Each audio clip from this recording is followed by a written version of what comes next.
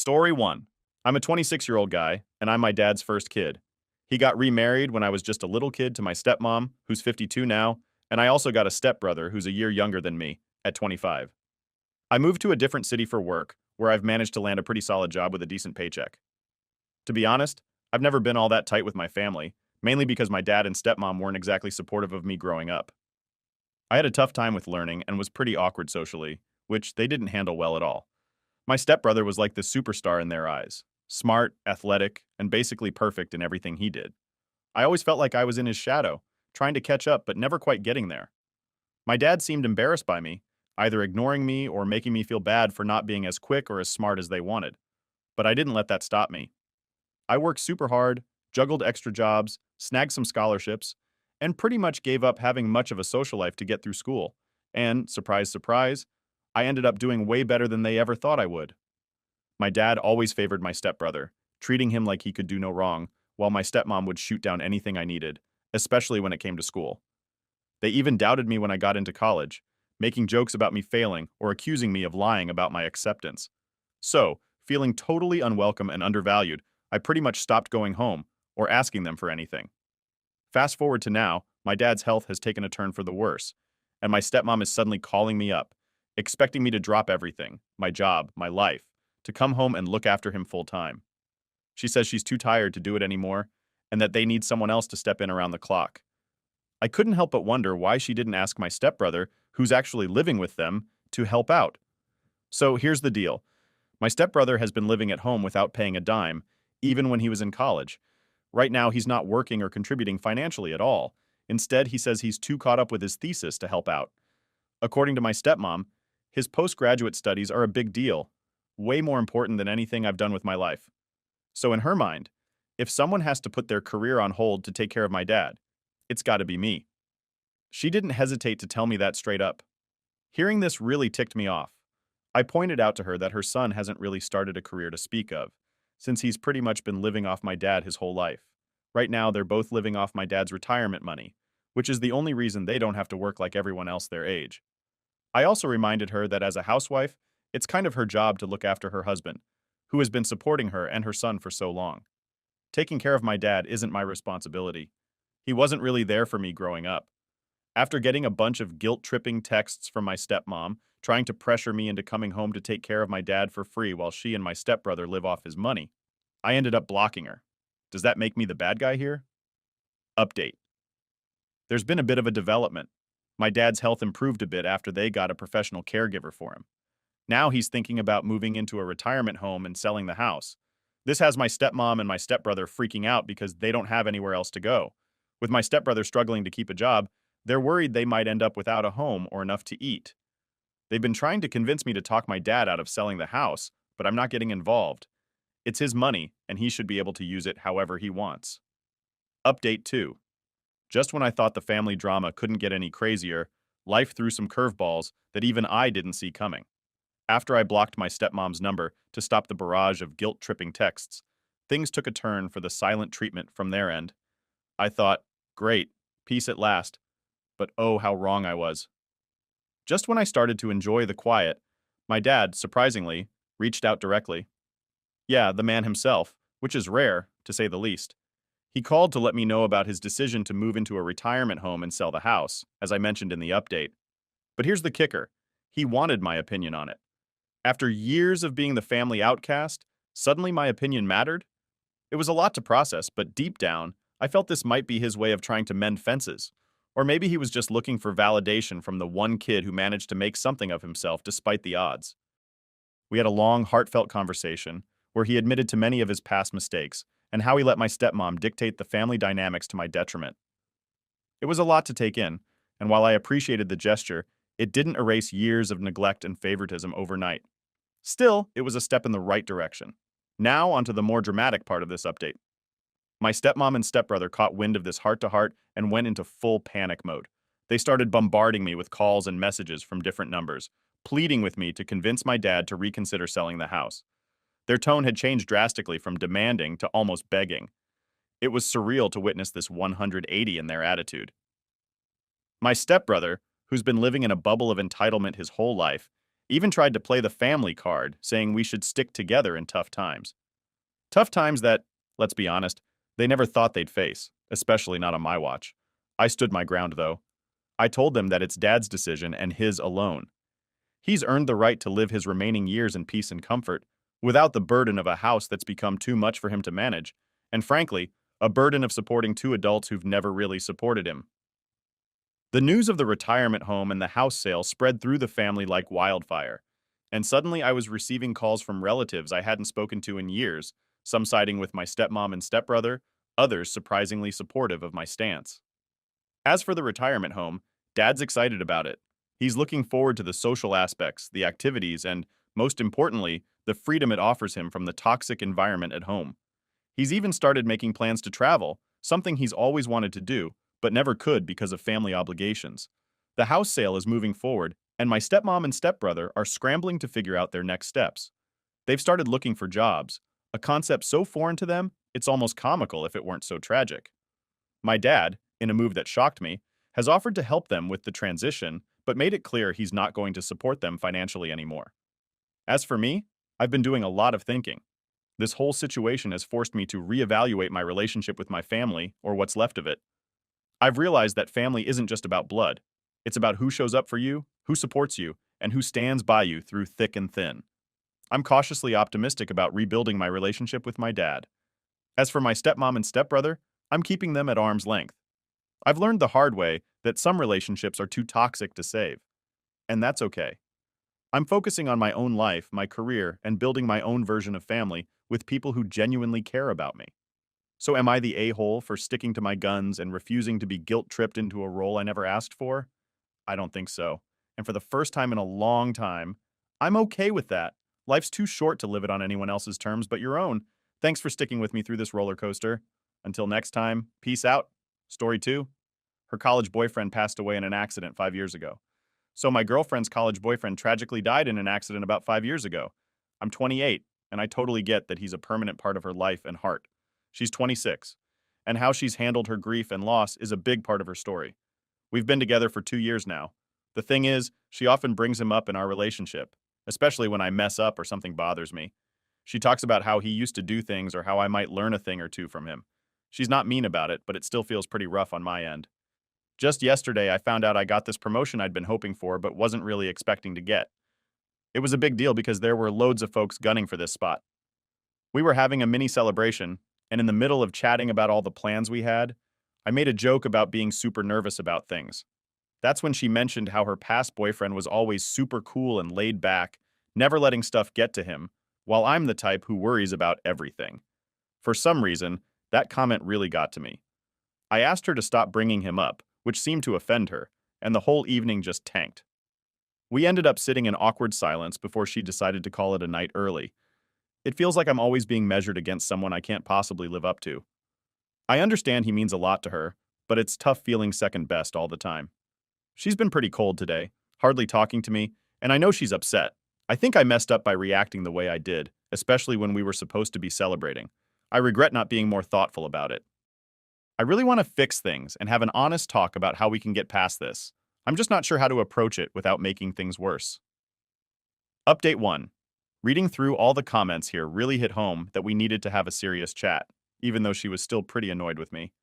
I figured maybe the best move was to just give her some space for a bit. It was right around then, a day or two after my promotion got announced, that some folks from work threw a little dinner for me. Since I was moving to a different division, I wouldn't be seeing them as much. That dinner was something special. It hit me deep, and it also kind of opened my eyes to how messed up things had gotten between us. Being there, celebrating something good about my life, made me realize just how unhappy I was feeling on the inside. So a few days later, we sat down and had that big talk. I opened up about feeling really down and mentioned maybe needing a break from us. Her reaction kind of threw me. It was like she had seen this coming and wasn't too shaken up by it.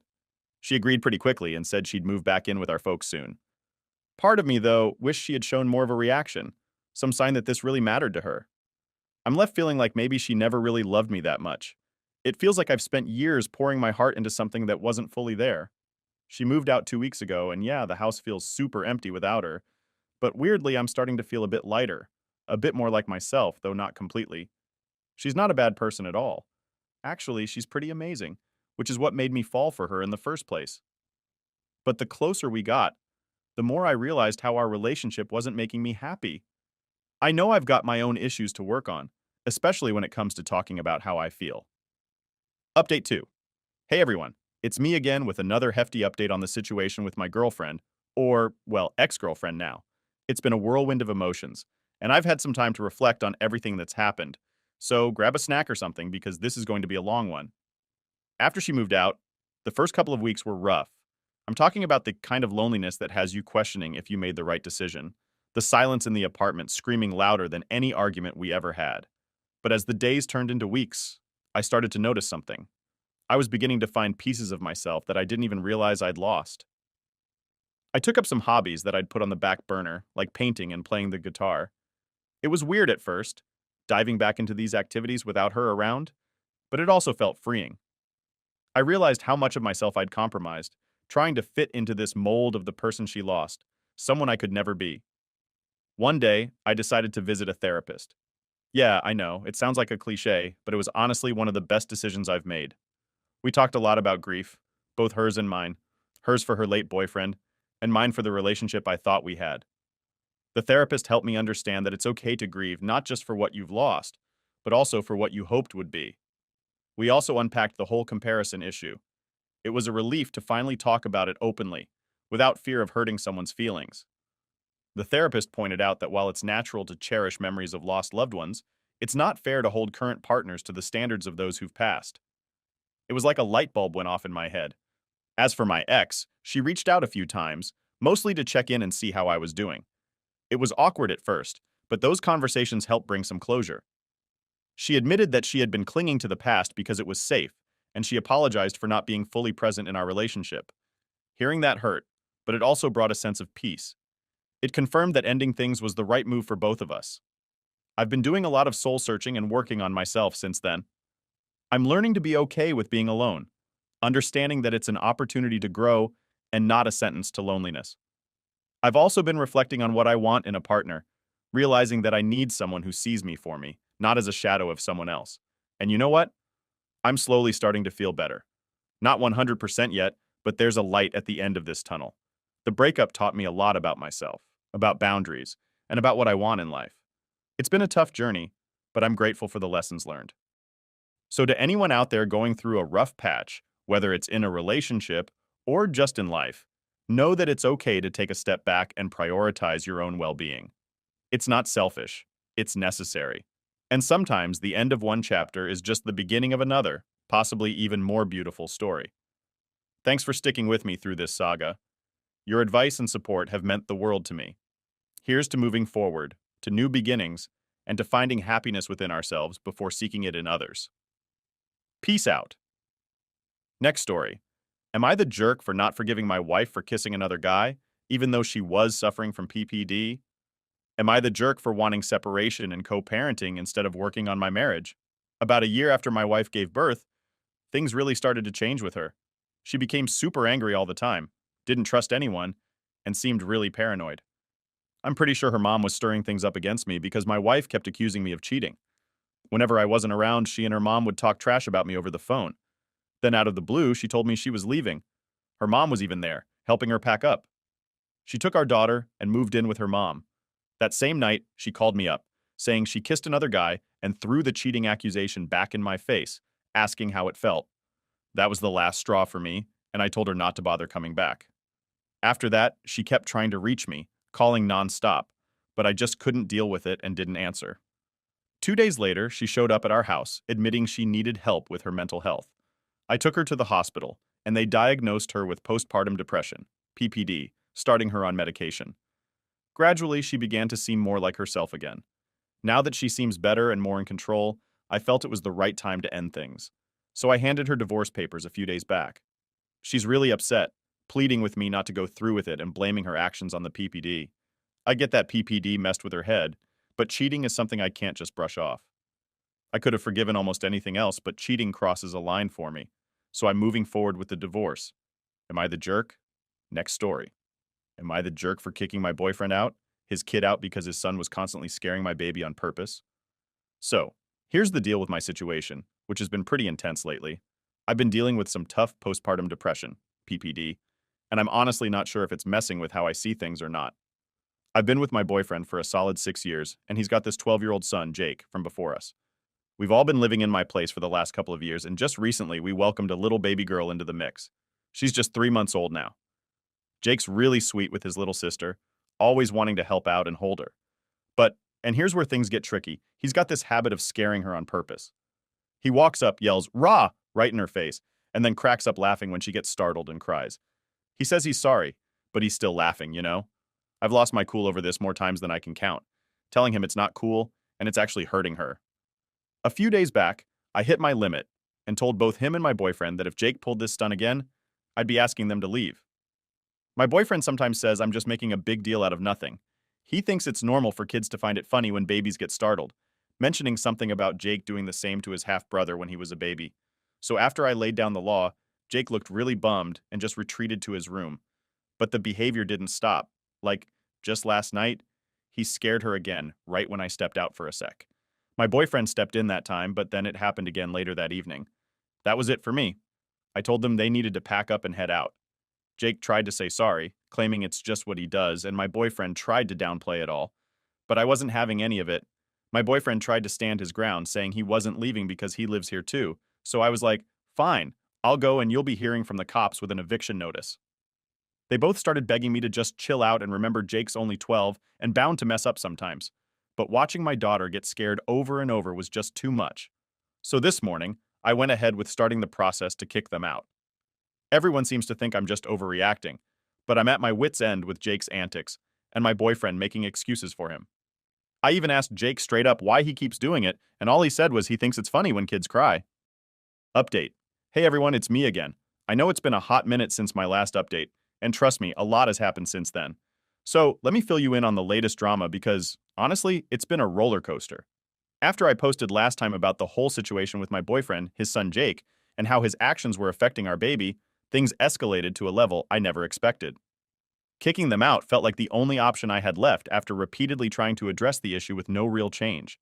The moment I made that decision, I knew things would never be the same.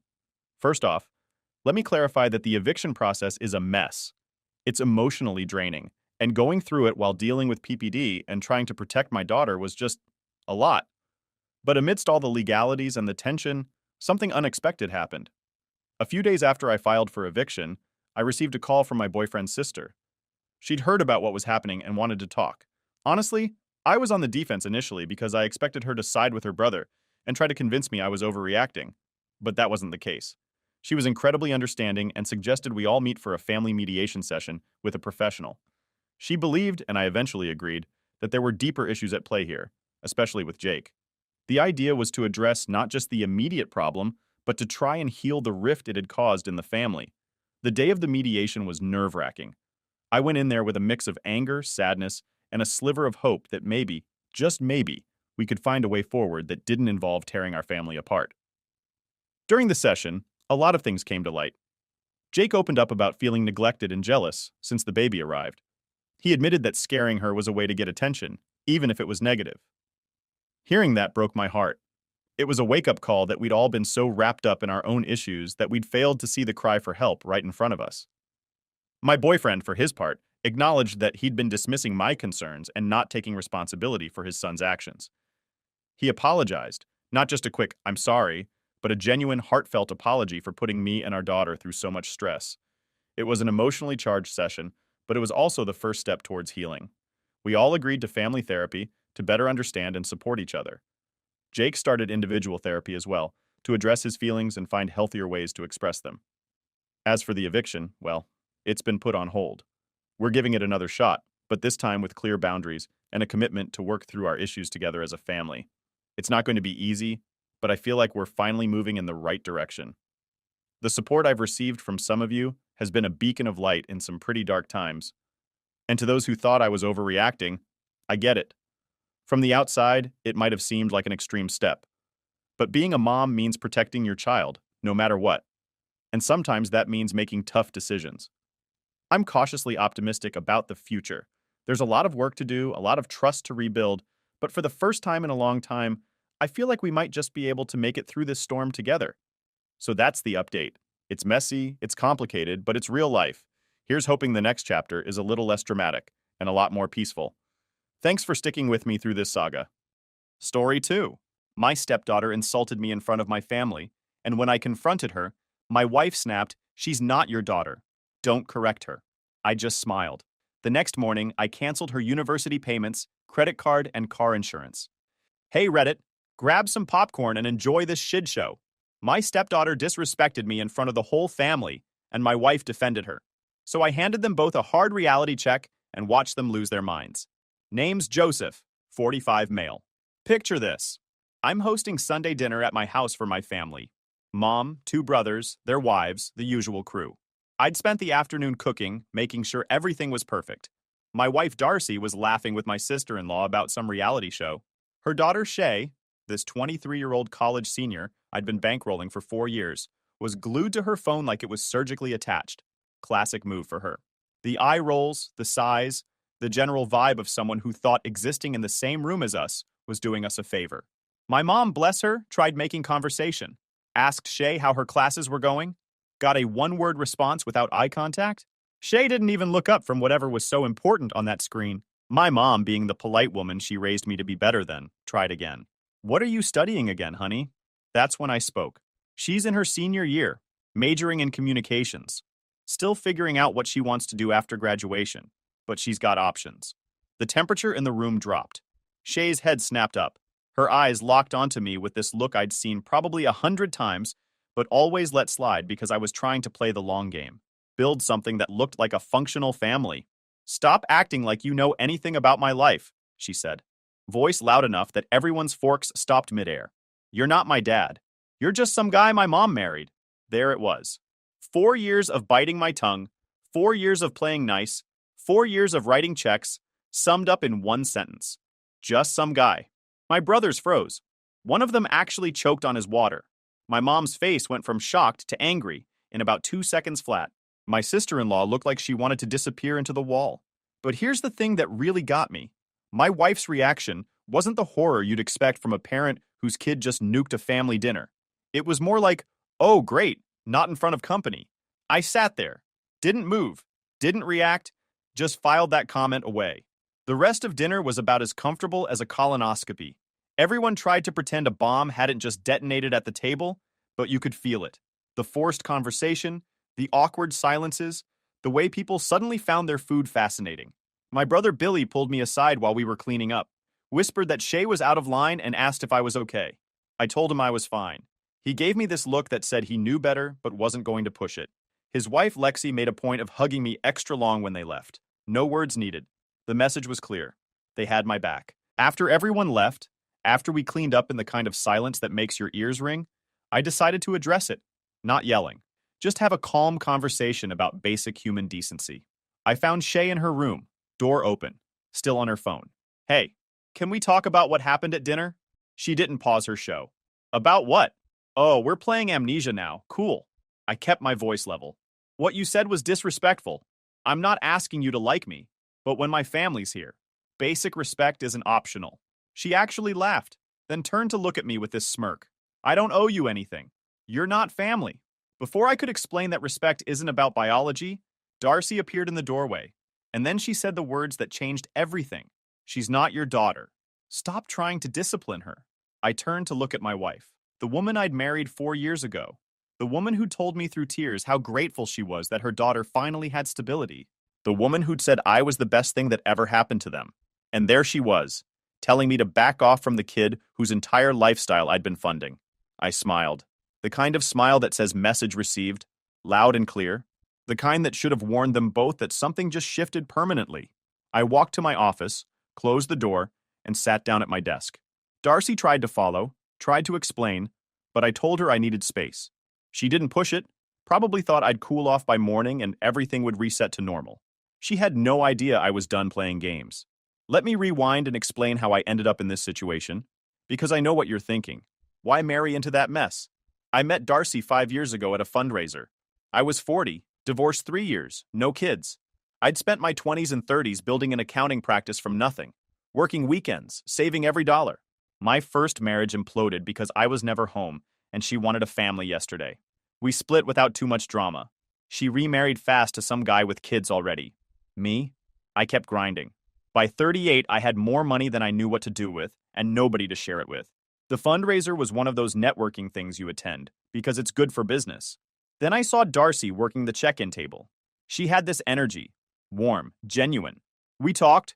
She told me she was a single mom, working as an office administrator at a medical clinic, doing everything she could to give her daughter a shot after her ex disappeared when the kid was 6.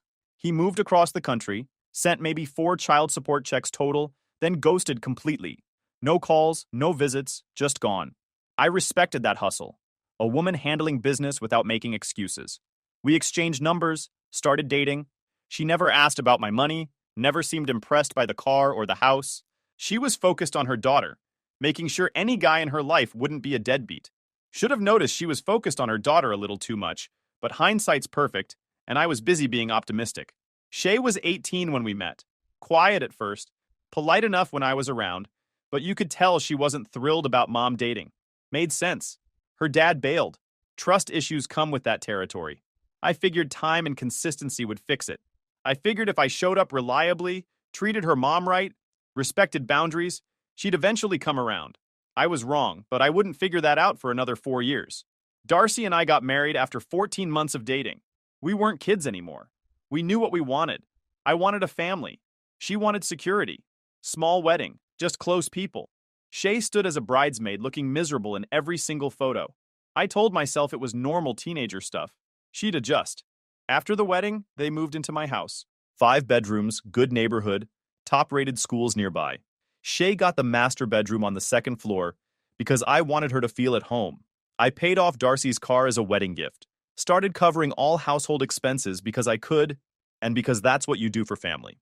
Shay's senior year, I asked about her college plans. She showed me a list of state schools, nothing crazy expensive. Her grades were solid, not scholarship material, but good enough for most places. When she got accepted to her top choice, a university about 90 minutes away, I told her not to worry about tuition. I'd handle it. Darcy cried, told me I was too generous, told me Shay was lucky to have me. Shay actually hugged me and thanked me. I bought her a used car for graduation, something reliable that wouldn't break down between campus and home. Helped her move into the dorms, paid for an off-campus apartment sophomore year when she complained about roommates. Every semester tuition bill came, I paid it. No questions asked. You're probably wondering why I kept throwing money at a kid who barely acknowledged I existed. Fair question. Honest answer? I thought that's what you do. You show up. You provide. You prove through actions you're not going anywhere. I thought eventually she'd realize I was on her side. 4 years of marriage. 4 years of funding everything. 4 years of trying to be the father figure she never had. And what did I get? Not even basic respect at my own dinner table. The night of that dinner, sitting in my office, I pulled up my bank records and did the math. Tuition payments, apartment rent, car insurance, phone bill, credit card I'd given her for emergencies that she used like a shopping pass. Random expenses she'd text Darcy about that somehow became my problem. The breakdown was brutal when I really looked at it. 18 grand per semester for tuition and fees. Another 12 grand yearly for the apartment she insisted on getting sophomore year because dorm roommates were too loud. Car insurance ran me $2,000 annually because she was under 25. The phone bill was minimal but added up over time. That credit card, though, that thing averaged around $800 monthly.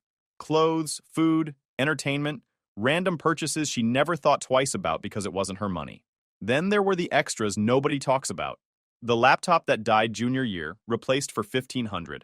Textbooks every semester, $400 to $600 each time. The furniture for her apartment because it came empty. Kitchen supplies, bedding, decor, all of it on my dime. Spring break trips with friends where she'd need spending money. Summer programs she wanted to take for resume building. Add it all up, factor in 4 years of consistent spending, and you're looking at close to $250,000. Could have been more.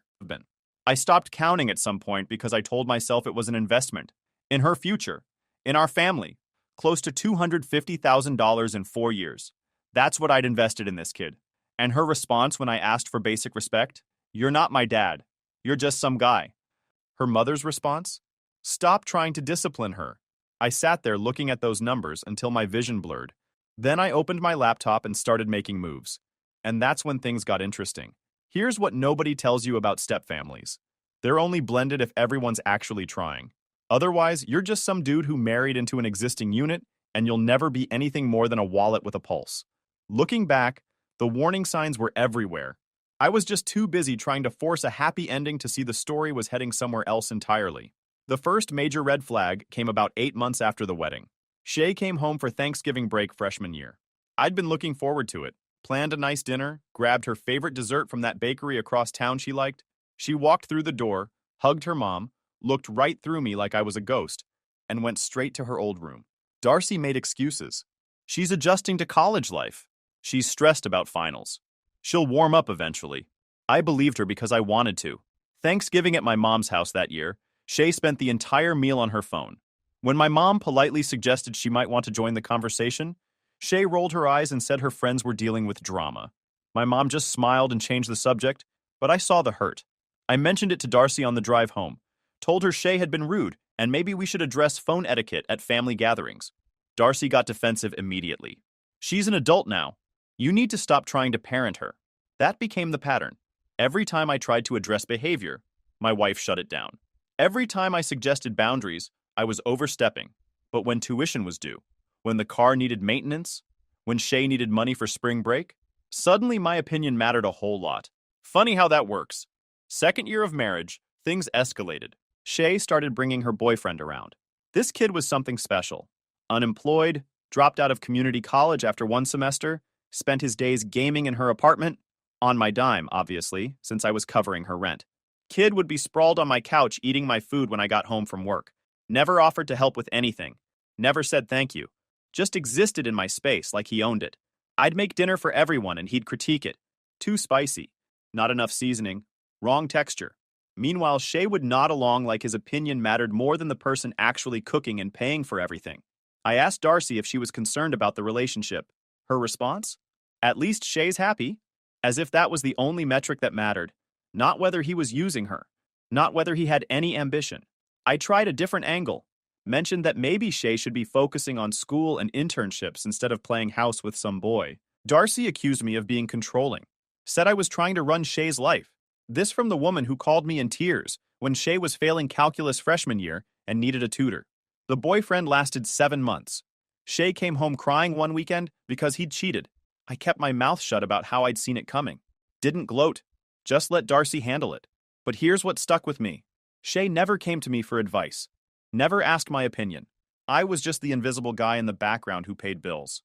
Third red flag, probably the biggest before the dinner incident. Last Christmas. We did gifts at our house. I'd gotten Shay a new laptop for school, a designer coat she'd been eyeing, some gift cards. Expensive stuff, but I wanted her to feel thought of.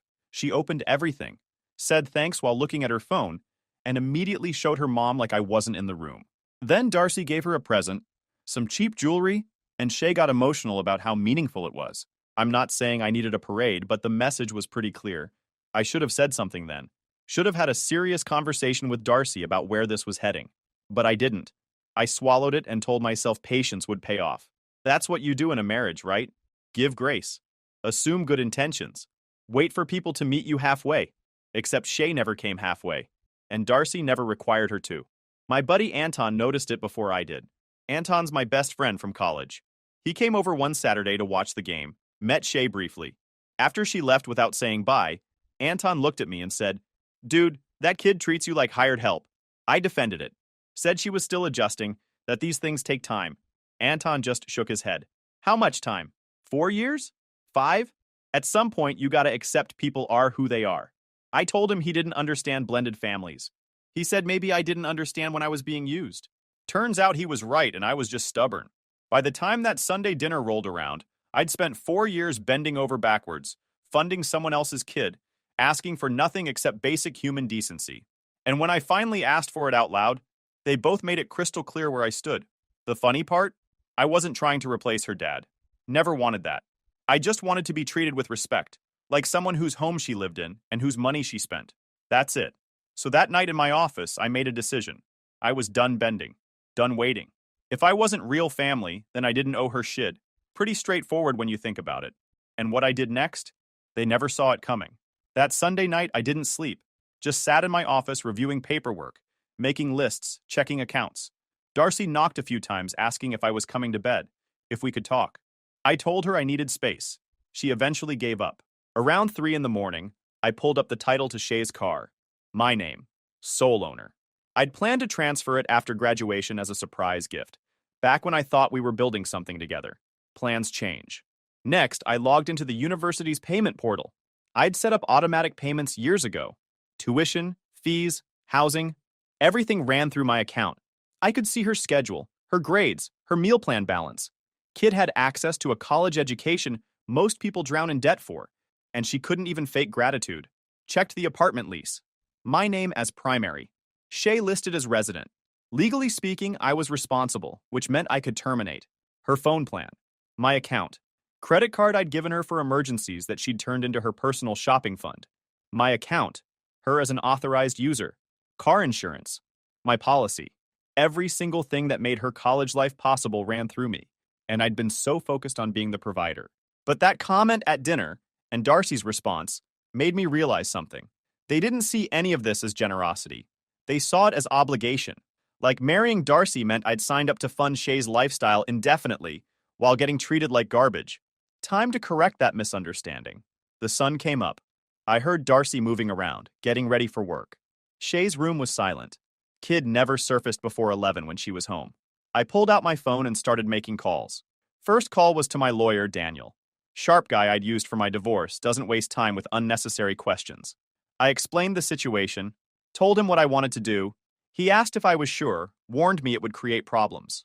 I told him I was aware and to proceed. He walked me through the legal angles. Everything was in my name. Nothing Shay had was legally hers. The car title, the lease, the accounts, all mine. I could revoke access to all of it without her permission. He recommended documenting everything in case things got messy.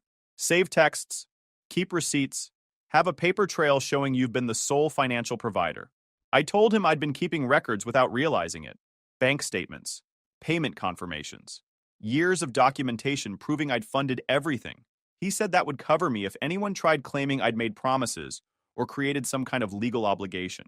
Verbal agreements mean nothing without proof, and you've got proof of providing, not proof of promising forever. Second call was to the university's office. Took forever navigating menus before getting a real person. I explained I wanted to cancel automatic payments and withdraw financial support effective immediately. They tried to transfer me around, mentioned financial aid, student loans. I said that was between them and the student. Hung up. Third call was to the dealership where I'd bought the car. Explained I wanted to repossess a vehicle titled in my name. They gave me a number for a towing company that handles that kind of thing. Made the appointment for that afternoon. Fourth call was to the apartment management. Landlord was actually cool about it when I explained I wanted out of the lease. Said he'd appreciated having a reliable payer, asked for 60 days notice.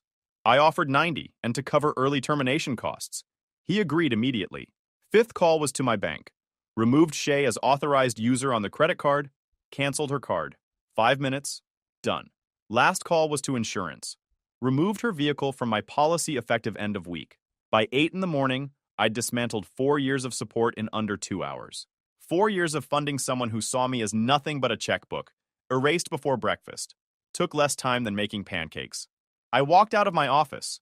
Darcy was in the kitchen, scrolling through her phone in her work clothes. She looked up. Sleep okay? Fine. Had some things to handle. She studied my face, trying to figure out if I was still upset. Listen, about yesterday. Shay didn't mean it how it sounded. She was just being defensive. I poured coffee. Didn't respond. And I probably shouldn't have said what I said either, Darcy continued. I was trying to keep things calm. You know how she gets. Right. So we're good? I looked at my wife. Really looked at her. 4 years of marriage, and I was finally seeing clearly. She wasn't trying to build a partnership. She was managing her daughter's feelings while keeping the money flowing. We're fine, I lied. Have a good day. She seemed relieved. Kissed my cheek, grabbed her stuff, left. She had no clue what was coming. I went back to my office and waited. This was going to be fun. The towing company showed up at 3 that afternoon. Shay's car sat in the driveway where she'd parked it Saturday. I met the driver outside, showed him the title, signed paperwork. He hooked it up and drove off. The whole thing took maybe 12 minutes. I went back inside. Shay was still asleep. Kid could hibernate through an earthquake. Around 5, I heard movement upstairs. Shower running. Then silence. Then footsteps. I was in the living room reviewing some client files. She walked past me to the kitchen without acknowledgement. Standard operating procedure. Grabbed something from the fridge. Started heading back upstairs. Then she must have glanced out the window because she froze. Where's my car? I didn't look up. Not sure. What do you mean, not sure? It was here this morning. I closed my laptop, made eye contact. Your car was here. My car. The one I bought, titled in my name. That car got towed. Her face went through about 6 emotions in 3 seconds. Confusion, disbelief, anger, panic, more anger. What are you talking about? Why would you tow my car? I stood up, kept my voice calm. It's not your car. Never was. I let you use it because I thought we were family. You made it real clear last night we're not. So I'm fixing that mistake. She pulled out her phone, started calling her mom. I let her. This was going to be entertaining. While she waited for Darcy to answer, she paced, looking at me like I'd lost my mind. Then Darcy picked up because Shay started talking fast about the car, about me being crazy, about needing help. Shay hung up, stared at me. Mom's leaving work. You're going to explain yourself. I'm just respecting the boundaries you set. You're not my daughter. I'm not your dad. So I'm not funding your lifestyle anymore. The panic was really hitting now. You can't just take my car. I need that for school. The car is mine. Feel free to buy your own. Buy it with what money? I shrugged. Not my problem. Talk to your real family about it. That landed. She tried changing tactics, voice softer. Look, I'm sorry about what I said. I was having a bad day. I didn't mean it like that. Too late. She stared at me, then checked her phone. Probably the university portal because her face went white. Oh, this is the good part. Why does this say my enrollment's been withdrawn? Like I said, not funding your lifestyle anymore. You withdrew me from school? She was almost yelling. You can't do that. The semester already started. I can, and I did. You should contact financial aid. See what options exist for students who need to fund themselves. I walked past her toward my office. She grabbed my arm. I stopped. Looked at her hand. She let go fast. What about my apartment? Her voice was shaking now. Lease terminates in 90 days. Gives you time to figure out other arrangements. Where am I supposed to go? Again, not my problem. You've got 2 parents. Work it out together. I went into my office, locked the door. Could hear Shay outside, calling someone, crying, panicking. Music to my ears. Darcy got home 30 minutes later. Heard her come in. Heard Shay start explaining everything. Heard Darcy's voice getting louder as she processed what happened. Then she was at my office door, pounding. Joseph! We need to talk now. I opened the door. Stood there. Didn't invite her in. What did you do? I corrected a misunderstanding. Your daughter made it clear I'm not family. So I stopped treating her like family. You can't destroy her life because you got your feelings hurt. I didn't destroy anything. I just stopped paying for it. Darcy's face was cycling through emotions. Anger and fear fighting for dominance. Because reality was setting in. She was starting to do the math, and the numbers weren't adding up in her favor. You're being cruel. No, I'm being practical. I invested 4 years and close to $250,000 into a kid who sees me as an ATM. That stops now. She can figure out the rest herself, or with her real family. Since I'm not that. Darcy stepped closer, lowered her voice, trying reason. Okay, you're upset. You have every right. But this is too far. She made a mistake. Be the bigger person. Been the bigger person for 4 years. I'm done. What about me? What about us? Good question. What about us? Because where I'm standing, you chose your daughter over me last night. You told me not to correct her. You made it clear whose side you're on. So now I'm making it clear where my money goes. And it doesn't go to people who disrespect me in my own house. She was quiet for a while.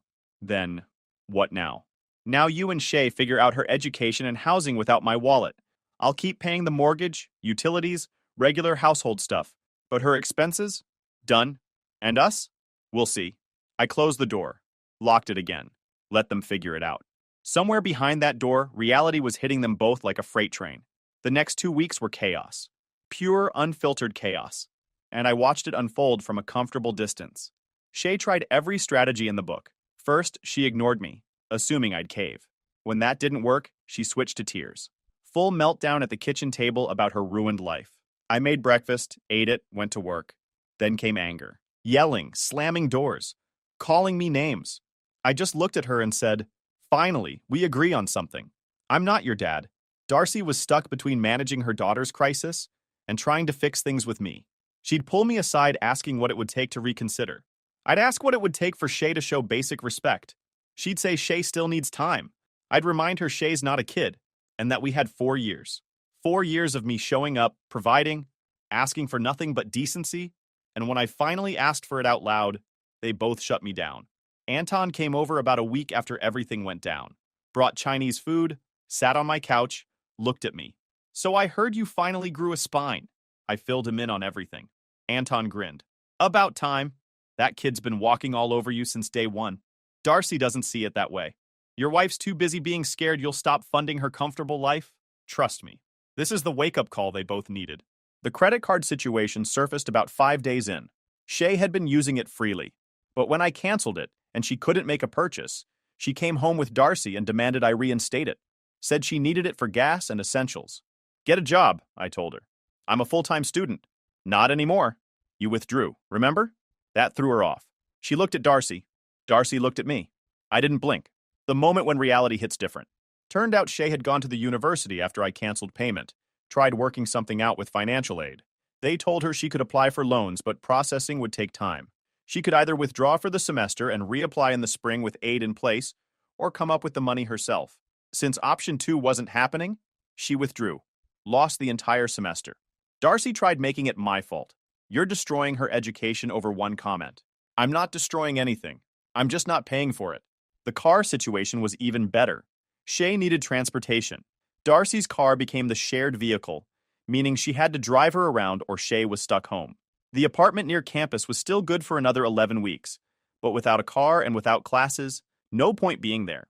So she was home. All day. Every day. In my house. I'd come home from work and they'd both be in the living room, clearly having been talking about me. They'd stop when I walked in. I'd nod. Head to my office. Close the door. Let them scheme whatever they wanted. My mom called about 10 days after everything went down. She'd heard through my brother there was trouble. Wanted to make sure I was okay. "I'm fine, Mom. That girl was very rude to you, and you handled it." "Yeah, good." She paused. "I didn't raise you to be a doormat. You stood up for yourself. That takes guts." "Thanks. But make sure you're doing this for the right reasons. Not just anger. Make sure it's about principle." "It is." "Then I'm proud of you." Meanwhile, Shay's friends started getting involved.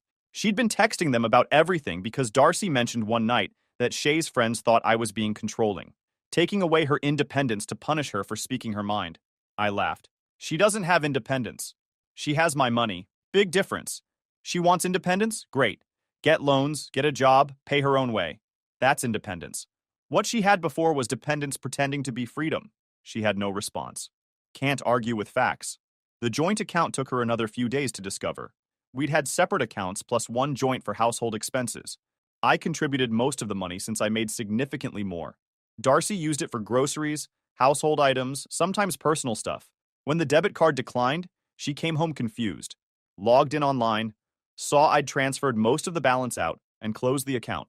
"What is this?" "Restructuring our finances. Makes more sense to keep things separate." "We're married." "Yeah, and you made it clear your daughter comes first. So I'm adjusting. I'll still cover mortgage, utilities, basics, but the free spending days are over." Her face went pale. "You're punishing me now too?" "I'm not punishing anyone. I'm being smart about where my money goes. You backed her play. You told me not to correct her, not to expect respect. Fine, but I'm not funding people who don't respect me." She stood there holding her purse, looking lost. "This isn't who I married. Funny. I was thinking the same about you." Turns out consequences are uncomfortable for everyone involved. 5 weeks after that dinner, things hadn't improved. They'd just settled into a new reality. A colder one. Shay had moved back full-time since the apartment, and classes were pointless now. She'd gotten a job at a clothing store, something she'd complained about for years, because it was beneath her. Turns out when you actually need money, nothing's beneath you. She avoided me completely. Stayed in her room most of the time. When we were in the same space, she acted like I was invisible. Darcy was having her own crisis. The realization that her comfortable life was now conditional on her behavior hit hard. She'd tried multiple times to convince me to reconsider helping Shay, framing it as doing it for the marriage. Each time I reminded her what she said that night. Those words haunted her. The first paycheck from the clothing store was a reality check for Shay. She came home frustrated, complained about standing for 8 hours, dealing with entitled customers, getting paid minimum wage. I was in the kitchen making dinner when she vented to Darcy. "Welcome to how most people live," I said without looking up. She glared at me, didn't respond. But something shifted in her expression. Maybe the first crack in the entitlement armor. One evening, about 6 weeks after everything went down, Darcy asked me to sit down. Said we needed to really talk. I agreed. Sat across from her at the table. Waited. I made a mistake, she said. Which one? That night. How I handled it. She looked at her hands. I should have backed you up. Should have told Shay she was wrong. Instead, I made you the problem. Yeah, you did. I was trying to keep peace. Smooth things over. Keep everyone happy. You can't keep everyone happy when someone's being disrespectful. You pick a side. You picked hers. She nodded. Started crying. I didn't think you'd actually go through with it. Taking everything away. I thought you were just upset. That's the problem. You thought I was bluffing. You thought I needed you more than you needed me. Wrong on both counts. Do you still love me? The question caught me off guard. I thought about it. I don't know. I know I'm not the same person. You changed something when you chose her over me. I'm just figuring out what's worth keeping. What would it take to fix this? It would take your daughter apologizing. For real. Not because she's desperate. Because she actually gets what she did wrong and why it matters. She wiped her eyes. And if she does, then we'll see. But Darcy, I'm not going back to how things were. The free ride's over. Shay wants to finish school. She figures out loans, gets a better job, earns it. I'm not going back to being an ATM with a pulse. That's fair. And you and me, I continued, we need to figure out if we're actually partners or if you just married a solution to your problems. Because right now, I honestly don't know which it is. She didn't have an answer. 3 days later, Shay knocked on my office door. She sat across from my desk. Didn't talk for a while. Just sat there looking uncomfortable. Finally ready to have an adult conversation. I'm sorry, she finally said. For what I said. For how I treated you the past 4 years. I leaned back. What changed? Having a job. Having to work for money. Having my manager critique everything I do. Having customers treat me like dirt. Having to actually struggle. She paused. I didn't appreciate what you did. I saw it as something you were supposed to do. Silence. Here's the thing, I said. I never needed you to love me. Never needed you to see me as a father. I just needed you to treat me like someone who deserved basic respect for showing up and supporting you. That's all. The bar was on the ground. I know. So where do we go from here? She shrugged. I'm figuring out financial aid for next semester. My manager says I can go full-time over winter. Maybe save enough for a used car. Maybe take a year off, work, save, get my head straight. That sounds like a solid plan. She nodded. For what it's worth, I really am sorry. Apology accepted, but trust gets earned back slowly. So we'll see. She stood, started to leave, turned at the door. Thank you. For everything you did. I should have said that 4 years ago.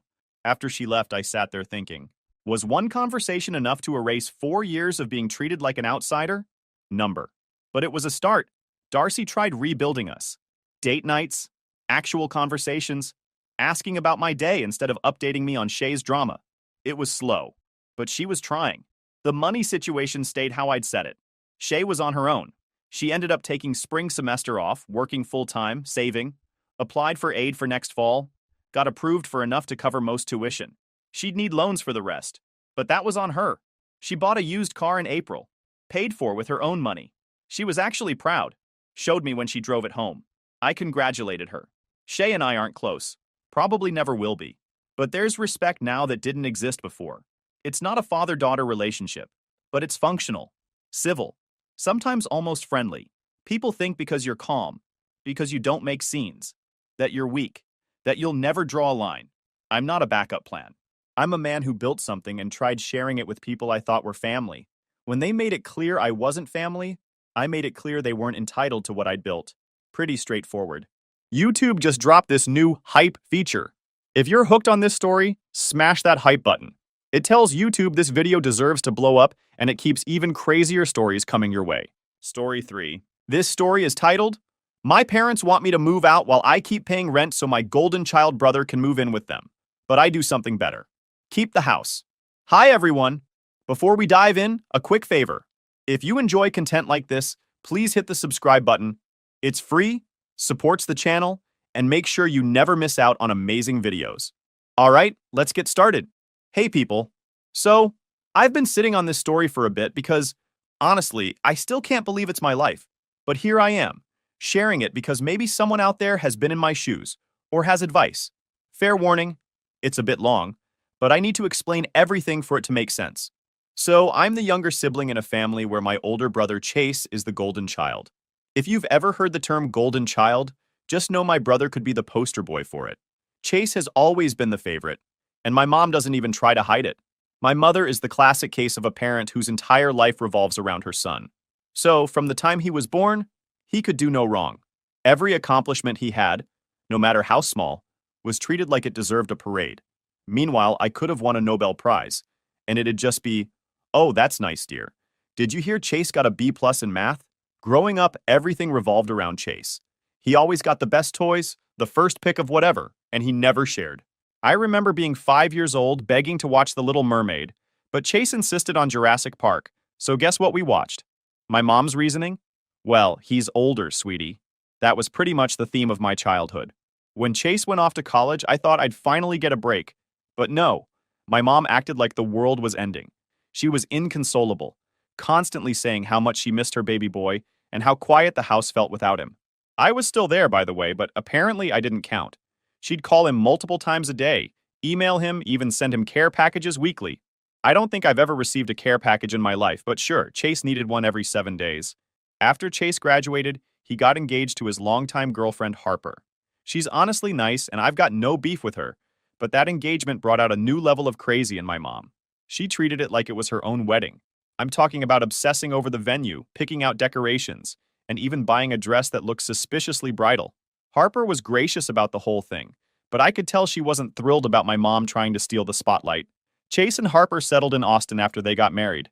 It's a decent distance from us here in North Carolina, so I thought my mom might finally start focusing on her own life instead of obsessing over Chase. But no.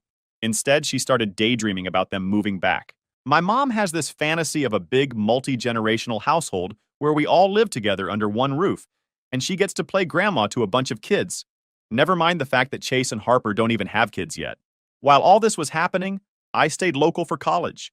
It made sense financially, and I figured it'd be nice to help my parents out since they were getting older. After I graduated, I landed a pretty decent job in the city and decided to keep living at home. It was convenient. My job was only a 15-minute drive away, and I figured I'd save up some money while helping out around the house. Plus, my parents had mentioned several times that they planned to leave me the house someday. My mom used to say things like, "One day, this place will be yours, and your dad and I will move to Texas to be closer to Chase and Harper's kids." Of course, that was before it became clear there weren't going to be any grandkids anytime soon. For the past few years, I've been covering most of the bills. My parents retired early, and while they have a little bit of savings, it's not enough to cover everything. So I've been the one keeping the lights on, paying for groceries, and making sure everything gets taken care of. It hasn't been easy, but I didn't mind too much. I thought I was doing the right thing by supporting my family. Besides, it's not like Chase was contributing. He rarely even visits. The last time I saw him was Thanksgiving 2 years ago, and even then, he spent most of the time complaining about his life in Texas. Now you'd think my parents would appreciate the fact that I've been holding down the fort all these years. But no. Instead, my mom spends most of her time talking about how much she misses Chase and how she wishes he'd move back home. It's exhausting. Anytime we sit down for dinner, it's, "Do you think Chase and Harper will ever move back? It would be so nice to have them here, don't you think?" She even has this idea that she and Dad could convert one of the spare rooms into a nursery for when they finally have grandkids. Never mind that they don't even have a spare room, because they turned Chase's old bedroom into a home office years ago. Speaking of the home office, let me tell you about that. After Chase moved to Texas, my dad decided to remodel his old room. He turned it into a fully decked out office for my mom, complete with a custom desk and built-in shelves. My mom uses it for all her hobbies: scrapbooking, writing letters, whatever. She loves that room, and for a while it seemed like she was finally moving on from her Chase obsession. But then Thanksgiving happened, and Chase made some offhand comment about how weird it felt not to have his old room anymore. My mom latched onto that and spent the next month trying to convince my dad to turn the office back into a bedroom, just in case Chase ever comes back. But he didn't. Anyway, that brings us to now. Things have been relatively quiet until recently, but something's changed. My mom's been acting weird. She's been dropping hints about big changes coming soon and asking me things like, "Have you ever thought about living on your own?" The other night, she casually mentioned that it might be a good time for me to start looking for my own place and get married. At first, I thought she was just trying to be supportive or something, but now I'm not so sure. However, as the days went on, My mom's hints went from casual to straight up invasive. She kept asking questions like, "Do you ever feel like you're missing out on life?" Or, "Wouldn't it be fun to decorate your own apartment?" I didn't think too much of it at first, but then she started leaving rental listings on the kitchen counter. I'm not joking. There were printouts with circled addresses and notes in her handwriting like, "Great location," and "Close to work." It was weird, but I didn't confront her right away. I guess I didn't want to believe she was actively trying to push me out. But things got clearer when my dad started dropping comments too. Now, my dad is usually the quieter one between my parents. He mostly keeps to himself and avoids family drama. So, when he suddenly started saying things like, "You're not a kid anymore. Don't you want your own space?" Or, "You can't live with your parents forever. You have to get married or move out," I knew something was up. For context, I'm 27, so yeah, maybe living with my parents isn't ideal, but I've been doing it for practical reasons. It's not like I'm freeloading. I've been paying for everything. The whole setup worked because I've been footing the bills while they enjoy early retirement. So, why the sudden push for me to leave? Then, one night, everything clicked. We were having dinner and my mom casually said, "Chase and Harper are thinking about coming back to North Carolina. Wouldn't it be nice to have the whole family together again?" She said it with this huge smile, like it was the best idea in the world. I didn't react much at first because I wanted to see where she was going with it. Sure enough, she kept talking. "It's just that we don't have much room here anymore," she said, glancing at me like I was the problem. "If they moved back, we'd have to make some adjustments. Maybe we could even turn your room into a nursery someday." I sat there, trying to process what I'd just heard. My room? The one I've been paying to keep a roof over? Now it's a future nursery for Chase's imaginary kids? It felt like a slap in the face, but I didn't say anything. My dad chimed in, saying, "It's something to think about. You're doing great at work. You could afford a nice place of your own." I could feel the frustration bubbling up, but I stayed quiet. I wanted to hear their whole plan before I said anything. Over the next few days, they kept dropping more hints. My mom brought up the idea of turning the home office back into a bedroom, just in case. Chase and Harper needed it.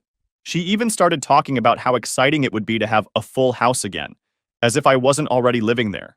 It became clear that this wasn't just some casual daydreaming. They were serious about Chase and Harper moving in. The part that really stung was how little they cared about my role in all this. I've been supporting them for years. I'm the reason the mortgage gets paid, the utilities stay on, and there's food in the fridge.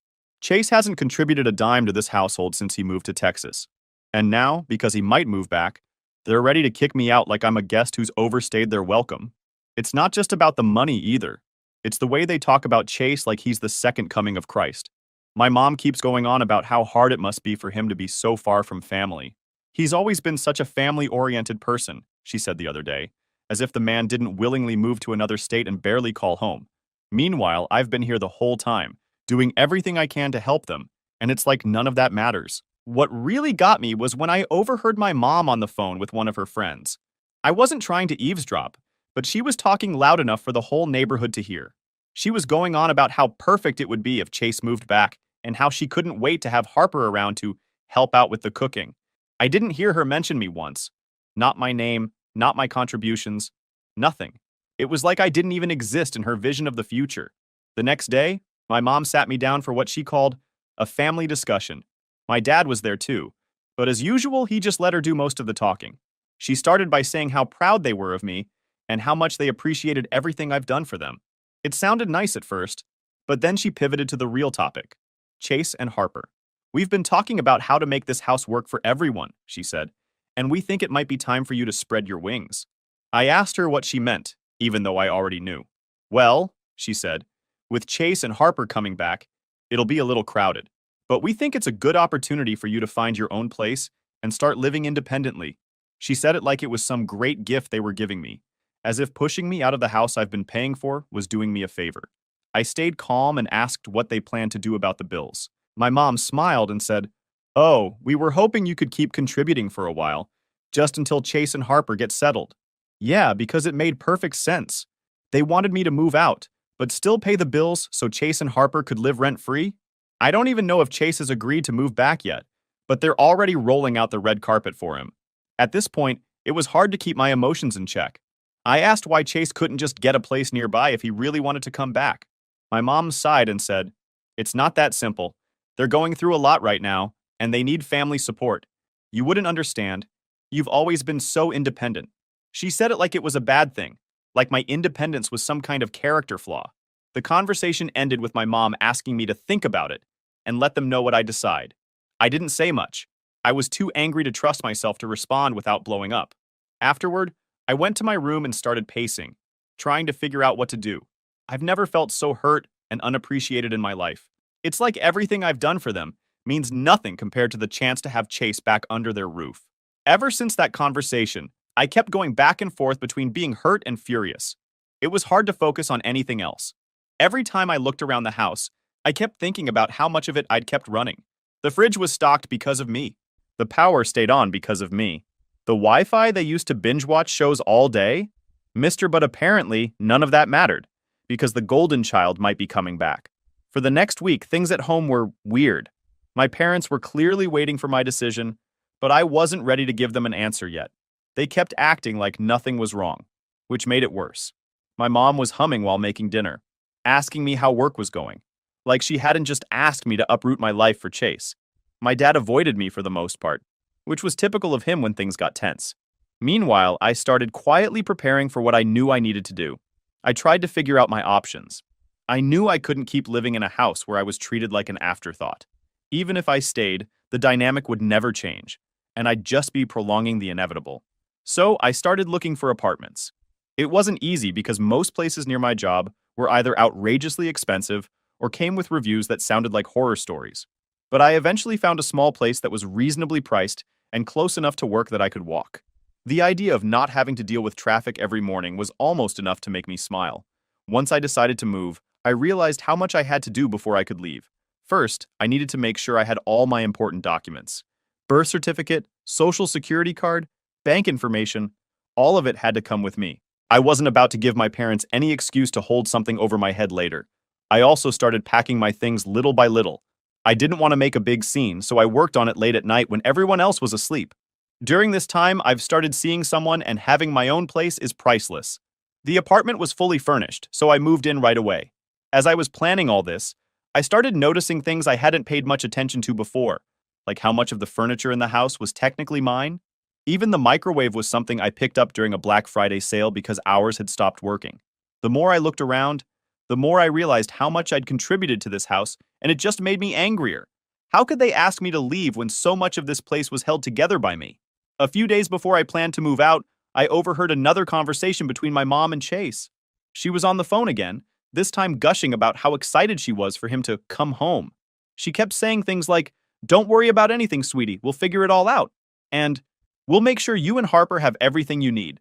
It was like she had already decided I was gone, and Chase was moving in, even though I hadn't told her anything yet. That was the final push I needed to get out of there. The night I moved out was emotional, but not in the way you might think.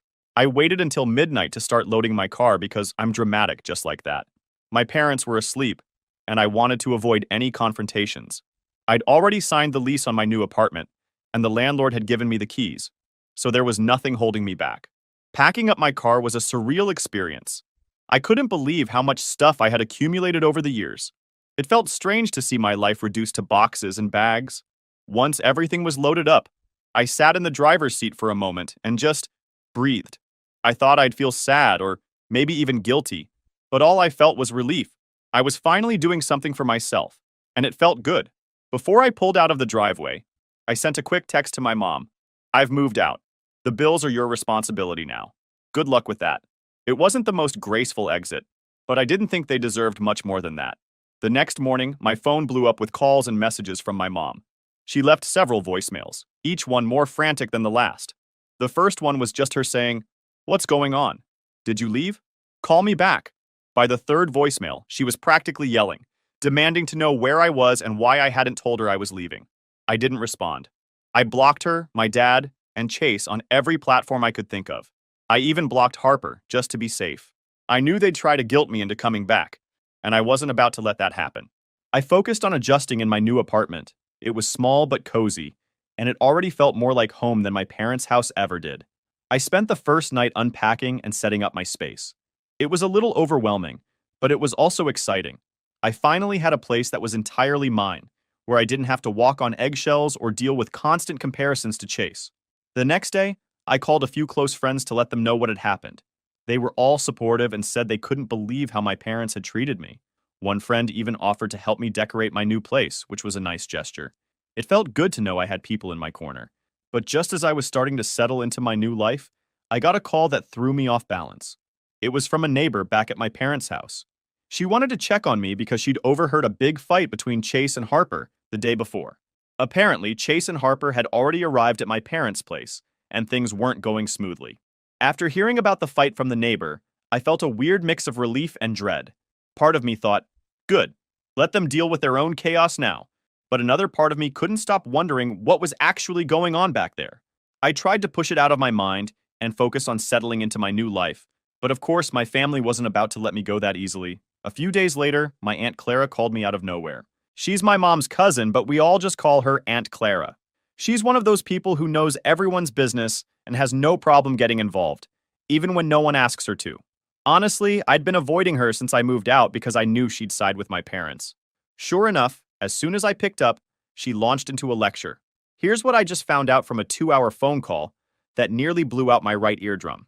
Your mother is heartbroken, you know, she said, skipping any sort of greeting. She's been crying nonstop since you left. How could you do this to her? To them? I took a deep breath and said, Clara, I didn't do anything to them. I just moved out. They're adults. They can handle it. She scoffed. Moved out? You abandoned them when they needed you most. Do you even know what's happening over there? I rolled my eyes, but something in her tone caught my attention. What are you talking about? I asked. There was a pause before she said, the house. They're behind on the mortgage. Your parents are on the verge of losing it. Now, this was news to me. What mortgage? I asked, confused. They paid off the house years ago. That's what you think, Clara said, clearly enjoying the drama. They took out a second mortgage a couple of years ago. Apparently, it was to help Chase and Harper. I can't believe you didn't know. My stomach dropped. I didn't say anything at first because I was too busy trying to process what I'd just heard. A second mortgage? For Chase and Harper? And I'd been unknowingly paying it off this whole time? Completely oblivious? Clara kept talking, but I barely heard her. Something about how I needed to come back and fix this mess because family sticks together. I hung up on her mid-sentence, which is probably the rudest thing I've ever done, but I didn't care. I needed answers, and I wasn't going to get them from her. The next day, I went to the bank. I wanted to confirm what Clara had said because part of me hoped she was just exaggerating. But nope, she wasn't. The bank teller confirmed that there was, indeed, a second mortgage on the house. It had been taken out 2 years ago, and the payments were being automatically withdrawn from the account I'd been depositing money into every month. All this time, I thought I was just covering utilities and helping out with groceries. Turns out, I was also paying for a mortgage I didn't even know existed. The rage I felt in that moment was indescribable. It wasn't just that they'd lied to me, it was the fact that they'd taken advantage of me for years without a second thought. I'd been working hard, budgeting carefully, and skipping out on luxuries so I could support them, and they used that money to bail out Chase and Harper. It was like every bad feeling I'd ever had about being second to Chase was suddenly validated in the worst way possible. I went home that night and just sat in my apartment. All I could think about was how stupid I'd been to trust them. I kept replaying every conversation we'd had about money, wondering how I didn't see the signs. My mom always made these offhand comments about how tight things were, but then insisted everything was fine whenever I offered to help more. Now I knew why, because they didn't want me asking too many questions. The worst part was realizing how much they must have given to Chase and Harper. My parents aren't exactly known for being financially savvy, so I wouldn't be surprised if they gave Chase the bulk of the loan in one big chunk instead of spreading it out. And knowing Chase, he probably blew through it without a second thought. I debated confronting my parents about it, but I wasn't sure I could handle the conversation without losing my temper. Plus, I didn't want to give them the satisfaction of thinking I was coming back to help. They made this mess, and they have to clean it up on their own. Still, I couldn't help but feel hurt. It's one thing to play favorites. It's another thing entirely to lie to your kid and use their money to cover your mistakes. Over the next few days, I started getting more calls from family members.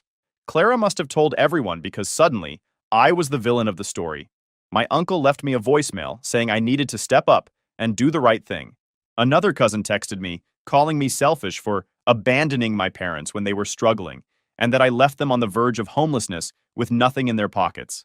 It was like they were all reading from the same script. What none of them seemed to understand was that this wasn't just about money. It was about years of being treated like I didn't matter. It was about always being expected to sacrifice for Chase while he got a free pass. And now, they wanted me to come back and fix everything because they couldn't admit they'd screwed up. No thanks. Still, part of me couldn't stop thinking about what Clara had said about the house being in jeopardy. As much as I wanted to let them deal with the fallout on their own, I couldn't help but wonder what would happen if they actually lost the house. Would they come crawling back to me, begging for help? Would Chase step up for once in his life? Or would they all just blame me for not swooping in to save the day? I don't have answers now, but I know one thing for sure. I am not going to be their safety net anymore. They'd burned that bridge the moment they decided Chase's comfort was more important than my trust. I'll keep you guys posted. Update 1. Hey guys, I came back with an update for you. So, here's where things stand now. A lot has happened since I found out about the second mortgage and decided to let my parents and Chase figure things out on their own.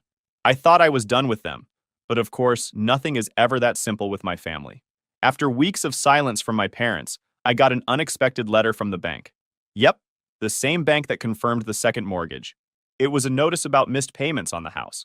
Apparently, my parents had been late on their payments for months, and now foreclosure was looming. The letter was addressed to me because, surprise, I was still listed as the primary contributor on their account. I don't know if it was laziness or some messed up manipulation tactic, but they never bothered to remove me after I moved out. I was furious. It wasn't enough that they'd lied to me and used my money to bail out Chase. They also dragged me into their financial disaster. I called the bank to clarify that I was no longer involved, but since the payments were coming from my account for so long, I was technically tied to the mortgage. The representative kindly explained that my parents could lose the house unless the overdue payments were covered immediately. She even asked if I'd like to make a payment right then. I almost laughed at the audacity. At first, I told myself I wasn't going to do anything. Let the house go. Let them all figure out where to live. But as much as I wanted to let it all burn, there was a part of me that couldn't let go of the house that was promised to be mine. I grew up there.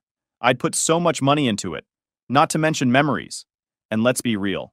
If my parents lost the house, they'd just show up at my doorstep, guilt-tripping me into taking them in. Chase would probably bring Harper along for the ride too. No way was I signing up for that nightmare. So, after a lot of thinking and venting to a few friends, I came up with a plan. If I was going to get involved, it would be on my terms. I wasn't about to bail them out without something to show for it. If they wanted to keep the house, it was going to be mine.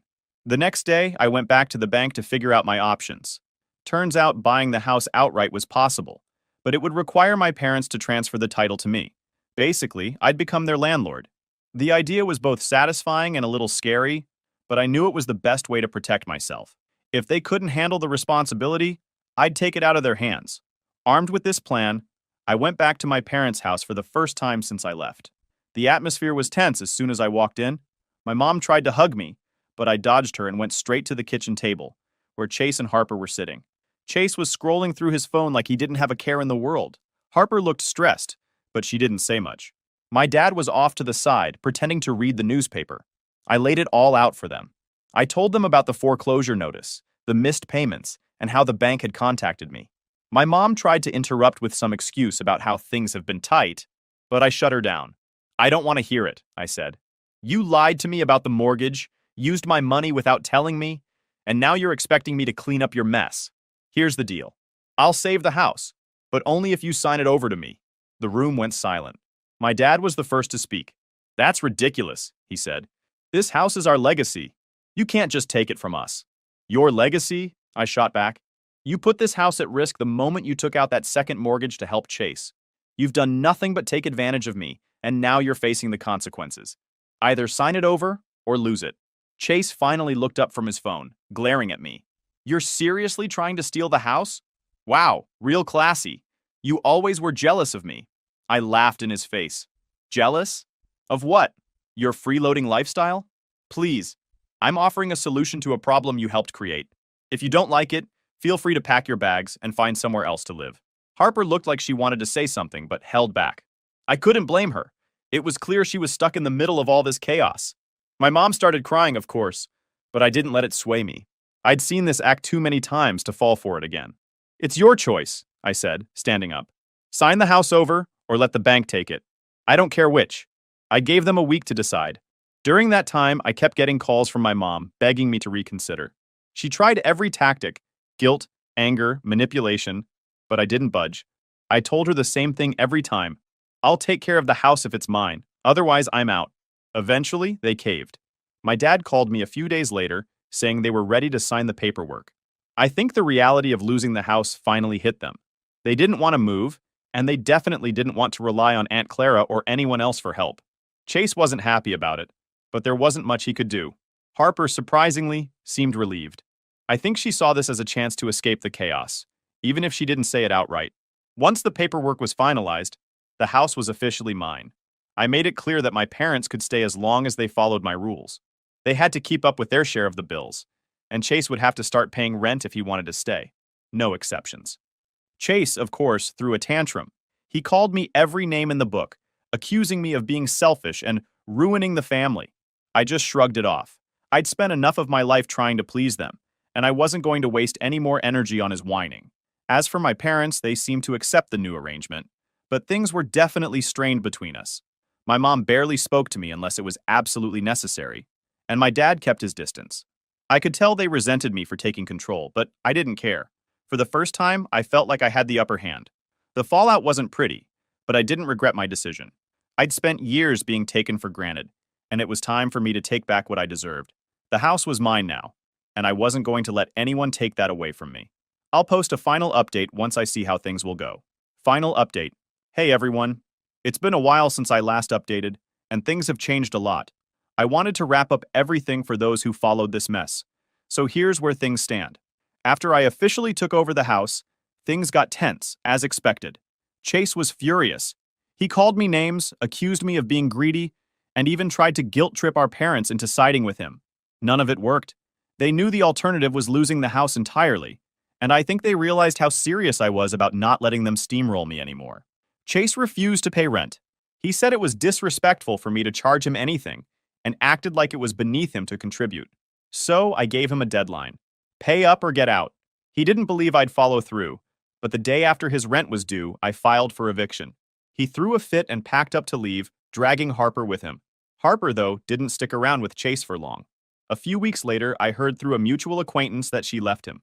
She got a new job, found her own place, and seems to be doing well. I can't say I blame her. She was stuck in an impossible situation with him. Good for her for getting out. As for my parents, they've stayed in the house under my conditions. They handle their share of the bills now, though there's still some resentment between us. I think my mom's dream of having Chase and Harper close by is officially dead, and she doesn't quite know how to handle it. My dad, to his credit, has kept things civil. We're not exactly close, but at least we're not at each other's throats. Honestly, things are calmer now. The house is quiet, and I'm finally starting to feel like I have control over my life again. It's not perfect. Family relationships rarely are, but I don't regret the decisions I made. For the first time in a long time, I feel like I'm not just a supporting character in someone else's story. That's it for now. Thanks to everyone who gave advice and support along the way. It helped me more than I can say. Who knows? Maybe I'll be back someday with another update. But for now, I'm just focused on moving forward. Story 4. I found out my parents called me a freeloader after I paid for their life, so I cut them off. Hey, I'm Alex, and let me tell you, growing up with a golden child sibling is like living in someone else's spotlight all the time. You know the type. There's always that one kid in the family who can do no wrong. For me, that kid was my older brother, Eric. The guy was practically a superhero in my parents' eyes. Star athlete, straight-A student, Mr. Popular. You name it, he had it going on. It was always about him. From the time I was little, it was clear who the favorite was. Our house was the place for family get-togethers, and trust me, these weren't small, intimate dinners. Nah, we're talking about big events. Like half the neighborhood showing up, uncles, aunts, cousins, people I barely knew. And somehow these gatherings always turned into Eric appreciation parties. Dad would be flipping burgers on the grill, Mom would be running around making sure everyone had enough food, and there'd be Eric, holding court like a king, with people just hanging on his every word. It's not like I didn't try to fit in, you know? I wanted to be part of it, but somehow it just never worked out. I'd crack a joke and it'd fall flat, or I'd mention something about school, and it was like no one even heard me. I remember one time, this is just a random memory, but it sticks with me. I was about 10, and I got a perfect score on this science test. I was super proud of it. So during one of these family barbecues, I went up to my dad, all excited to show him. But just as I was about to say something, my mom comes running out with this huge cake, and everyone's celebrating Eric winning some soccer tournament. So yeah, my little science test, totally forgotten. That was basically my life in a nutshell. I wasn't a bad kid or anything. In fact, I did pretty well in school. I wasn't out partying or causing trouble, but you wouldn't know it from how little attention I got. Meanwhile, Eric was the family's pride and joy. He had his own shelf for all his trophies and medals, and Mom even made a scrapbook for him, with every single achievement carefully glued in. I didn't have a scrapbook. I didn't even have a shelf. Hell, I'm pretty sure half my stuff was crammed into a box in the attic somewhere, collecting dust. The thing that really got me, though, wasn't even the lack of attention. It was the way people acted like Eric was some kind of god. Like, no joke. At every single family event, someone would bring him up even if he wasn't there. It's like, oh, did you hear about Eric? He's playing varsity now. Or Eric's got such a bright future ahead of him, I just know he's going to be successful. And I'd be sitting there like, hi? I exist too. The worst part? I started believing it. Like, maybe there really was something wrong with me. Maybe I wasn't worth the attention. I'd sit in my room sometimes just thinking about why I wasn't good enough, even though I was doing everything right. I wasn't failing school. I wasn't getting into trouble. So why wasn't I seen? There was only one person who seemed to get me. Great Aunt Sharon. She wasn't actually all that great in the big important family sense, but to me, she was awesome. Every time there was a family gathering, she'd always take a moment to sit with me.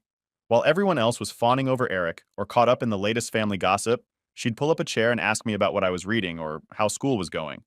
And unlike everyone else, she actually cared about the answer. I remember one time I was hiding in the backyard during one of the big parties. I wasn't feeling it that day and just wanted to escape the noise, so I found a quiet spot behind the garage with a book. Aunt Sharon found me there, sitting cross-legged in the dirt, and instead of dragging me back into the crowd, she sat down beside me. "What are you reading, kiddo?" she asked, her voice calm, like she didn't have anywhere else she'd rather be. I showed her the cover, some fantasy book I'd borrowed from the library. "It's about this kid who finds out he's got these magic powers," I mumbled, half expecting her to lose interest. But she didn't. "Sounds exciting," she said, giving me that warm smile she always had. "You've got a good imagination, Alex. Don't ever let anyone tell you different." That stuck with me. It was the first time in a long while I felt like someone noticed me for who I was, not just Eric's little brother. Aunt Sharon didn't care about soccer trophies or school grades. She just cared about me being me. And honestly, in a family like mine, that meant the world. Still, as much as I loved those quiet moments with Aunt Sharon, they didn't really make up for everything else. Every day felt like a reminder that I wasn't Eric. Like when I started high school, I figured it'd be a fresh start, you know? New teachers, new opportunities. But nope, everyone knew me as Eric's brother. It didn't matter what I did or how well I did it. Every teacher, every coach, every classmate would say the same thing. "Oh, you're Eric's brother. He was such a great student, a great athlete." Even when I made top grades, nobody seemed to care. One time I got an A+ on this massive project in history class. I was pumped. I went home and tried to tell my mom, but she was too busy on the phone with some other soccer mom talking about Eric's latest game. I stood there for a while, waiting for her to hang up, but after like 10 minutes, I just gave up and went to my room. That project got stuffed into my drawer, forgotten like everything else I'd done. The funny thing is, I didn't even want to be Eric. I didn't care about sports or being the most popular guy in school. I just wanted some recognition, you know? Just a little bit of that same pride my parents had for him. But it never came. And the thing is, after a while, you stop expecting it. You start to convince yourself that it's normal, that being overlooked is just how things are supposed to be. That's how I lived my whole childhood, constantly overshadowed, constantly trying to prove I was worth something. It wasn't until years later that I finally realized I didn't need to prove anything to anyone. But back then, I was just a kid, waiting for someone to notice I was there. So high school started, and I had this tiny bit of hope that things would be different. You know, new environment, new people, maybe a chance to finally be seen as my own person instead of just Eric's younger brother. But of course, reality hit pretty quick. It wasn't even the first day when people started connecting the dots. "Oh, you're Eric's brother, right? He was like amazing on the soccer team." "Yeah, your brother was such a good student. You must be just like him." That last comment really got to me because I wasn't like him, not at all. But people just couldn't help making those comparisons. It was like I was walking around in this shadow that was glued to me no matter where I went. Every single teacher, every single coach, they all had this weird expectation that I'd be just like Eric, like I was supposed to carry on his legacy or something. But that wasn't who I was. I wasn't some sports star, and I definitely wasn't the life of the party. I was the kid who sat in the back of the classroom, taking notes and actually paying attention. I worked hard, studied late, and asked questions after class when I didn't get something. It was important to me that I understood things, not because I was trying to impress anyone, but because I actually cared. And I'm not trying to brag or anything, but I was doing well, better than anyone expected.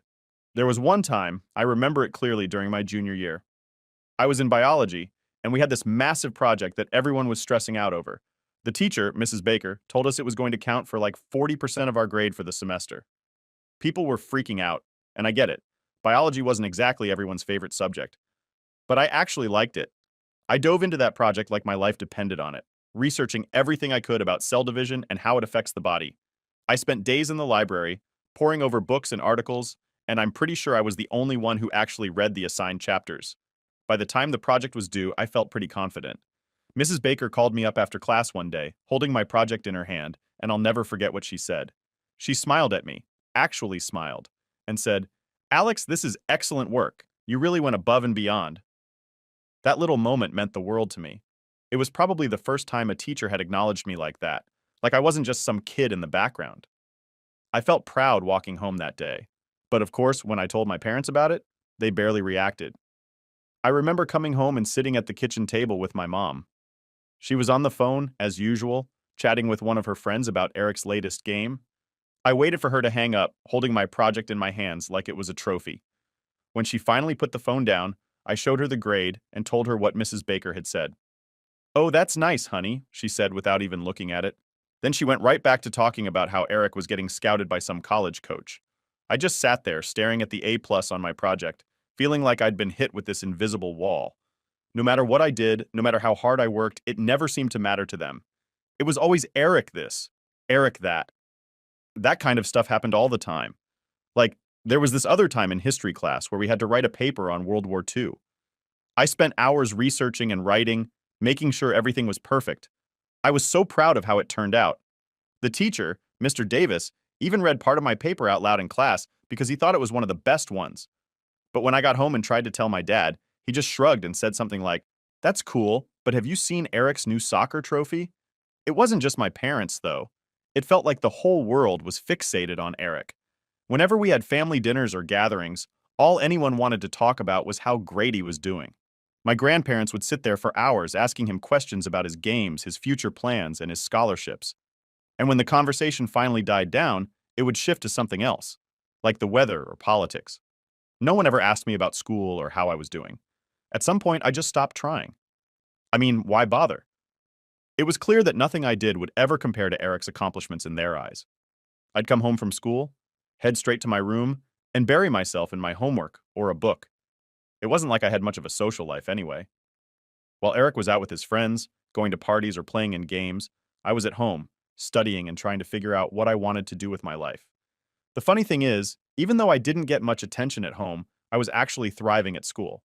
I joined a few clubs, made friends with people who shared the same interests as me, and even started getting recognized by my teachers as one of the top students in my grade. I wasn't some social butterfly, but I found my group, the kids who liked to stay after class and talk about books, science, and movies.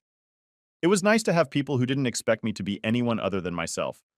But even with all that, there was still this lingering feeling that I wasn't good enough. Like, no matter what I achieved, it would never be enough to get the recognition I wanted from my parents. I mean, it's not like I was craving the spotlight or anything, but a little acknowledgement would have been nice.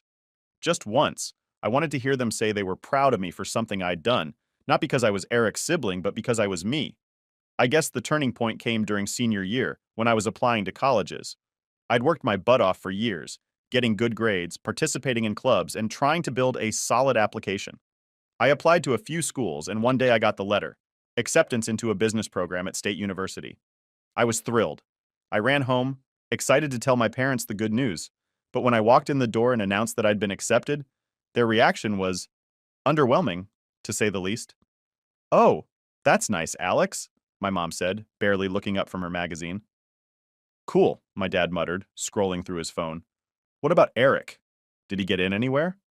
That was it.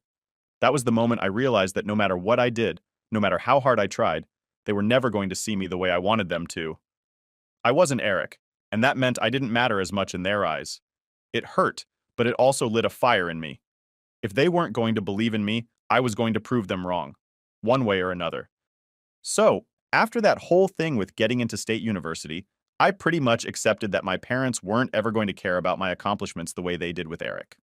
I tried not to dwell on it too much, but it still stung. I mean, it's hard not to feel it when you're working your butt off and the people who are supposed to care the most barely even notice. Anyway, I'd been accepted into the business program, which was a big deal for me. I was pumped, but the reality of paying for it was creeping up fast. With no help from my parents, I was basically on my own. I'd been applying for scholarships, grants, and anything else that could help cover the costs, but it wasn't enough. That's when Aunt Sharon stepped in. I wasn't expecting it at all. One afternoon, I was hanging out at her place, helping her with some stuff around the house. Aunt Sharon lived in this cozy little house that always smelled like fresh bread or cookies, way better than the chaos at my parents' house. We were sitting in her kitchen, and out of nowhere, she asked me how things were going with college. I tried to shrug it off, like I didn't want to make a big deal out of it. Yeah, I got accepted, but I'm not sure how I'm going to pay for it. It's kind of up in the air right now. Aunt Sharon put down the dish she was washing and turned to look at me. Alex, I know your parents haven't been much help, but you're smart, and you've worked hard to get where you are. You shouldn't have to give up on your dreams because of money. I didn't say anything at first. I mean, what could I say? She wasn't wrong, but I had already resigned myself to the fact that I might have to delay college or work full time just to save up. It was just one of those things I thought I'd have to deal with. Then Aunt Sharon said something that completely floored me. I've got some savings, she said, her voice gentle but firm. I've been putting money away for years, and I'd like to give it to you for your tuition. I just stared at her for a minute, my brain trying to catch up with what she was saying. Wait, what? You want to help me pay for school? I couldn't believe it. No one had ever offered to help me like that before. She smiled and nodded. I don't have any kids of my own, and I've always seen you as my own. You've got so much potential, Alex. You deserve to go to college and make something of yourself. And I'm not going to let money be the thing that stops you. I swear I almost started crying right there in her kitchen. It was like all the weight I'd been carrying around, the pressure of figuring everything out on my own, just lifted. I didn't even know how to thank her. I just hugged her tight and tried not to lose it. Aunt Sharon's offer changed everything. Suddenly, college wasn't just a distant dream, it was happening. I spent the next few weeks getting everything in order, applying for student housing, signing up for classes, and preparing for this huge new chapter in my life. And the whole time, Aunt Sharon was there, supporting me in ways I didn't even know I needed. But of course, my parents had no idea about any of this. I hadn't told them about Aunt Sharon's offer because, honestly, I didn't think they'd care. They were too busy with Eric's latest achievements to even ask me about my plans. It wasn't until one evening, a couple of weeks before I was set to leave for college, that they finally brought it up. We were sitting around the dinner table, me, my parents, and Eric. The usual chatter about his soccer games and college applications was in full swing when my mom suddenly turned to me. So, Alex, what are you planning to do after graduation? She asked, like it was the first time she'd thought about it. I almost laughed. I'm going to college, I said, trying to keep my tone casual. I got accepted into the business program at State University. For a split second, the room went quiet. My dad put down his fork and raised an eyebrow.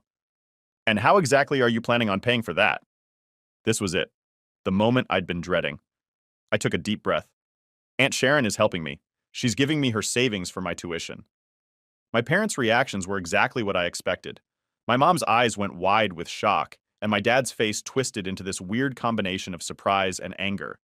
Sharon's giving you money? My dad said, his voice sharp. That's ridiculous. If she has money to spare, it should go to Eric. He needs a new car for college. I couldn't believe what I was hearing. They didn't even care that I was finally getting my shot at something. They were more concerned about Eric needing a car. I felt this wave of frustration rise up in me, but I tried to stay calm. This isn't about Eric, I said, my voice tight. Aunt Sharon wants to help me. She offered, and I'm not turning it down. Mom, of course, tried to guilt trip me. But your brother needs that money, Alex. You know how important his future is. I couldn't take it anymore. I'm important too, I snapped, louder than I intended. This is my future we're talking about. I've worked hard for this, and Aunt Sharon believes in me. Why can't you guys? The silence that followed was deafening. My parents just stared at me, completely caught off guard by my outburst. Eric, for once, didn't say anything. He just sat there, looking uncomfortable. I didn't care, though. I'd had enough of being ignored, enough of being the second thought. I'm going to college, I repeated, quieter this time, but just as firm. With or without your support. I pushed my chair back and left the table. I didn't need their approval anymore. For the first time in my life, I had someone in my corner who believed in me, Aunt Sharon. And that was enough. The next few weeks were a blur. I packed up my things, said goodbye to the few friends I had in town, and got ready for the big move. I still hadn't told my parents much about my plans, and honestly, I didn't feel like I owed them any explanations. This was my time to finally step out of Eric's shadow and make something of myself. When the day came to leave, Aunt Sharon drove me to campus. As we pulled up to the dorms, I felt this overwhelming mix of nerves and excitement. It was the start of something completely new, and I couldn't wait to see where it would take me. As I hugged Aunt Sharon goodbye, I couldn't help but feel grateful. She'd given me the chance I needed, and I wasn't going to waste it. Starting college felt like stepping into a whole new world. I'd never really been away from home for that long, and now I was suddenly surrounded by people my age, all living on their own for the first time. It was exciting, but at the same time, a little overwhelming. When Aunt Sharon dropped me off, I remember standing outside my dorm building, looking at the huge campus in front of me, feeling like I'd finally made it. The first week was a blur of orientations, meeting new people, and trying to get the hang of things. I wasn't exactly the most outgoing person, so I was a bit nervous about making friends. But surprisingly, it wasn't as hard as I thought. Everyone was in the same boat, new place, new faces, so it was easy to strike up conversations in the dining hall or between classes. My roommate Jake was one of those super chill guys who somehow managed to be friends with everyone. He had this laid-back vibe and always seemed to know what was going on around campus. I didn't know it at the time, but having him as a roommate would end up being one of the best things that happened to me during those early days. He was the type of person who would introduce me to everyone, and before I knew it, I had a solid group of friends. But as much as the social part of college was important, I was still there to get a degree. I was determined not to let anything distract me from that. I didn't come all this way just to slack off. The first day of classes, I showed up early, sat in the front row, and took notes like my life depended on it. The professors were intimidating at first, way different from high school teachers, but they seemed to appreciate the effort I was putting in. There was one professor, Dr. Collins, who taught my intro to business class. He was this older guy with a thick beard and a voice that could command an entire lecture hall without a microphone. I remember the first time I raised my hand to ask a question, my heart was pounding. But instead of brushing me off or giving a short answer, Dr. Collins smiled and said, "Good question, Alex," and then went on to explain it in detail. That one small moment was a big deal to me. It felt like validation, like I wasn't just another face in the crowd. That class quickly became my favorite. It wasn't just the subject. Business was what I came here to study. But it was the way Dr. Collins made everything click. He had this way of turning what seemed like complicated concepts into something I could actually wrap my head around. I'd go back to my dorm every day and reread my notes, making sure I understood everything. Jake thought I was a little too intense about it sometimes, but honestly, I didn't care. This was my shot, and I wasn't going to waste it. Speaking of Jake, I have to give the guy credit. He was one of those people who could breeze through classes without really trying, but he never made me feel bad for taking things seriously.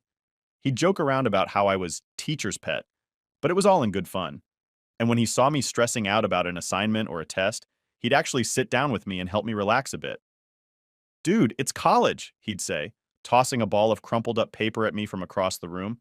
"You're supposed to have fun. Don't burn yourself out before midterms." He had a point, but I couldn't help it. There was a lot riding on this for me. This wasn't just about getting a degree. It was about proving to myself that I was more than just the forgotten sibling. Every time I sat down to study or work on a project, it felt like I was pushing back against all the years of being overlooked. I wasn't doing it for my parents or even for Aunt Sharon. I was doing it for me. Still, I did try to loosen up a bit. Jake dragged me out to a few campus events.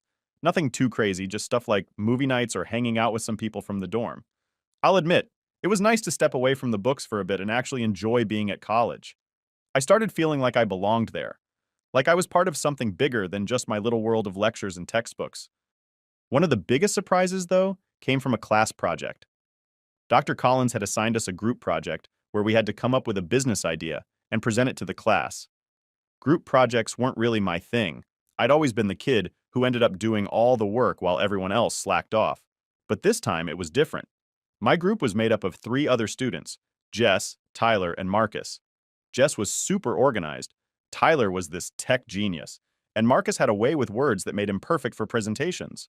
For once, I wasn't the only one pulling my weight. We worked really well together, bouncing ideas off each other and actually listening to each other's input. By the time we presented our idea, a campus delivery service for late-night snacks, we were all feeling pretty confident. The day of the presentation, I was nervous as hell. Public speaking wasn't my strong suit, but I'd practiced my part over and over until I could recite it in my sleep. When we got up there, though, everything clicked. Jess nailed the intro, Tyler's tech demo worked perfectly, and Marcus wrapped it all up with this killer closing statement. I did my part without stumbling, and when we finished, the class actually clapped. Dr. Collins gave us a nod of approval, and I swear, it felt like winning the lottery. That project ended up being a turning point for me. Not only did we get an A, but it also made me realize that I was capable of more than I thought. I wasn't just the quiet kid in the background anymore. I was part of a team, and I'd contributed something meaningful. It was a huge confidence boost, and it pushed me to keep going, to keep pushing myself out of my comfort zone. By the end of that first semester, I felt like I was finally hitting my stride. I wasn't just surviving college, I was thriving. Sure, there were still moments where I doubted myself, and yeah, I missed Aunt Sharon and the comfort of her house sometimes, but I was building something here, something that was mine. I guess what I'm trying to say is, college was more than just classes and grades for me. It was the first time I felt like I had control over my life, like I was the one deciding who I was going to be. And even though there were still challenges ahead, I knew I could handle it. For the first time in a long time, I was excited about the future. So, after college, I did what any recent graduate does. I found a job. It wasn't anything flashy, but it was steady, and I was grateful for it. It gave me the chance to save up and figure out what I wanted to do next. I knew from the start that working for someone else wasn't going to cut it for me long term. I had bigger plans. That's when the idea of opening my own restaurant started brewing in my head. I've always loved cooking, and the idea of running my own place just felt right. I kept thinking about what it would be like to have my own spot, where people would come in for good food and a welcoming atmosphere. After a couple of years of working and saving, I finally took the leap. I opened my first restaurant in a small but busy part of town. It wasn't anything fancy at first, just a cozy little place with a simple menu. But people started coming, and before I knew it, the business was taking off. Running a restaurant isn't easy, though. Those first few months were insane. I barely had time to breathe between managing the kitchen, serving customers, and handling all the behind-the-scenes stuff. But despite the long hours and stress, I loved it. It felt like I was finally doing something that was mine, something I built from the ground up. And when it started getting popular, that was just the icing on the cake. As the restaurant grew, I took the next big step, opening another branch. It felt like a dream. I never imagined I'd have more than one place, but there I was, expanding the business and watching it thrive. Eventually, I had a few locations around town, and things were going better than I could have hoped for. I had a solid team of employees, and the restaurants were making a good profit. Life was pretty good. And then, as if on cue, my parents came back into the picture. It started with a phone call from my mom. I hadn't heard much from her or my dad in a while, not since I'd gone off to college. We'd been keeping our distance, which honestly was fine by me. But suddenly there they were, back again, asking for a favor. "Alex, sweetie, how are you doing? It's been so long," Mom said, her voice all sweet and full of fake enthusiasm. I could tell something was up immediately. "I'm fine, Mom. Busy with the restaurants," I replied, keeping it short. I knew there was more to this call than just a friendly check-in. "Well, we're so proud of you. You know that, right?" she said, her voice edging toward what I could only describe as desperation. "But, um, we were wondering if you could do us a little favor? It's about Eric." Of course, it was about Eric. It's always about Eric. I let her continue, even though I already had a good idea of where this was going. "You know, he's been struggling to find work lately. He's applied everywhere, but no one's hiring him," she explained. "He's had some issues at his last few jobs, and now it's like no one will give him a chance. We were hoping maybe you could help him out. Give him a job at one of your restaurants?" I leaned back in my chair, staring at the ceiling. Eric, the golden child who could do no wrong, had apparently messed up so many times that even his charm couldn't land him a job anymore. Part of me wanted to say no, to remind them of all the times they put Eric on a pedestal while ignoring everything I did, but I knew that wasn't going to help anyone. So against my better judgment, I agreed. "Fine, Mom. I can give him a job," I said, my voice a little more tired than I wanted it to be. "But he's going to have to work as a waiter. No special treatment. He needs to actually do the job." "Oh, thank you, Alex. You don't know how much this means to us," she gushed, like I'd just saved the world. He'll be so grateful. Grateful? Eric? Yeah, right. When Eric showed up to start work, it was awkward, to say the least. He acted like he was doing me a favor by being there. Like I should be grateful for him gracing my restaurant with his presence. I couldn't believe it. Here I was, giving him a job when no one else would hire him, and he acted like he was above it. But I kept my cool and treated him like any other employee. Surprisingly, he didn't do a terrible job. He wasn't great either, but he showed up, did what was required, and didn't cause too many issues. It wasn't perfect, but it was better than I expected. Things stayed pretty calm for a while after that, but then my parents called again. This time the favor was even bigger. Alex, we need to talk, my dad said, sounding more serious than usual. We're in some financial trouble and we need your help. Of course they were. Apparently they had blown through all their savings. Between Eric's endless adventures, his failed business ideas, the college he never finished, and whatever other nonsense he got into, they had nothing left. They'd spent it all, and now they were looking to me to bail them out. At this point, I should have been used to it. I should have known that they'd come to me eventually, especially after years of pouring everything into Eric. But it still hurt. It still felt like they were only coming to me because they had no other option, not because they actually valued me or cared about what I'd achieved. I could have said no. I could have told them to figure it out on their own, that I wasn't their safety net. But for some reason, I didn't. Maybe part of me still wanted to help, even after everything. Or maybe I just didn't want to see them completely fall apart. So, once again, I agreed. I started sending them a monthly allowance, just enough to help them get by. I wasn't going to cover all of their expenses, but I didn't want them to lose their home, or be out on the street either. It felt like the right thing to do, even though it left a bitter taste in my mouth. And of course, there was Eric still working at the restaurant, still getting by without any real consequences for the messes he'd made. My parents didn't ask him to contribute or to help them out. They just let him keep doing his thing, while I was the one stepping up, as always.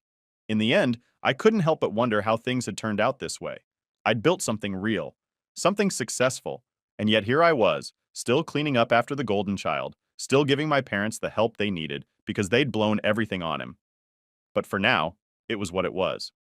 At least I had my restaurants, my business. I'd created something that was mine, and no one could take that away from me.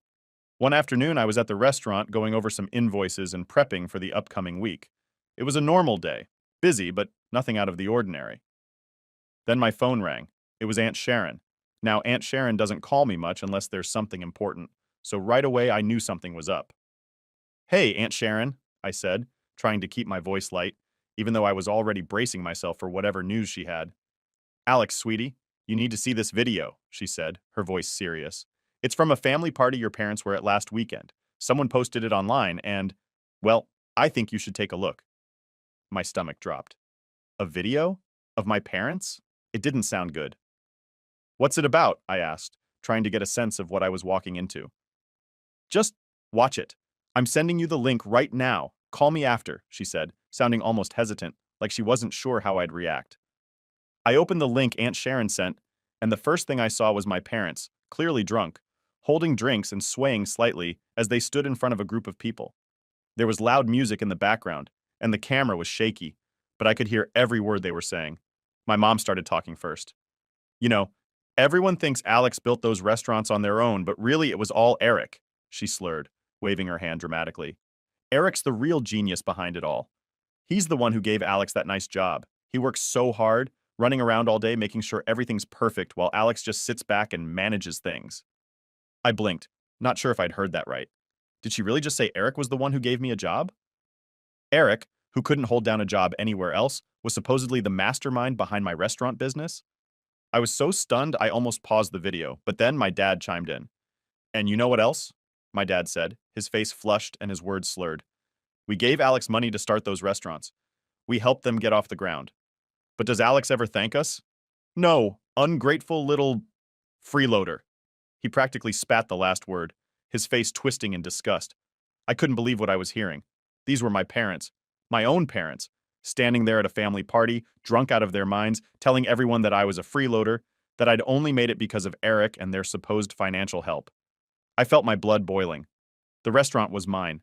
I'd built it from scratch. Me, not Eric, not them. They hadn't given me a dime. And now they were standing there, rewriting history like I was some useless leech riding on their coattails.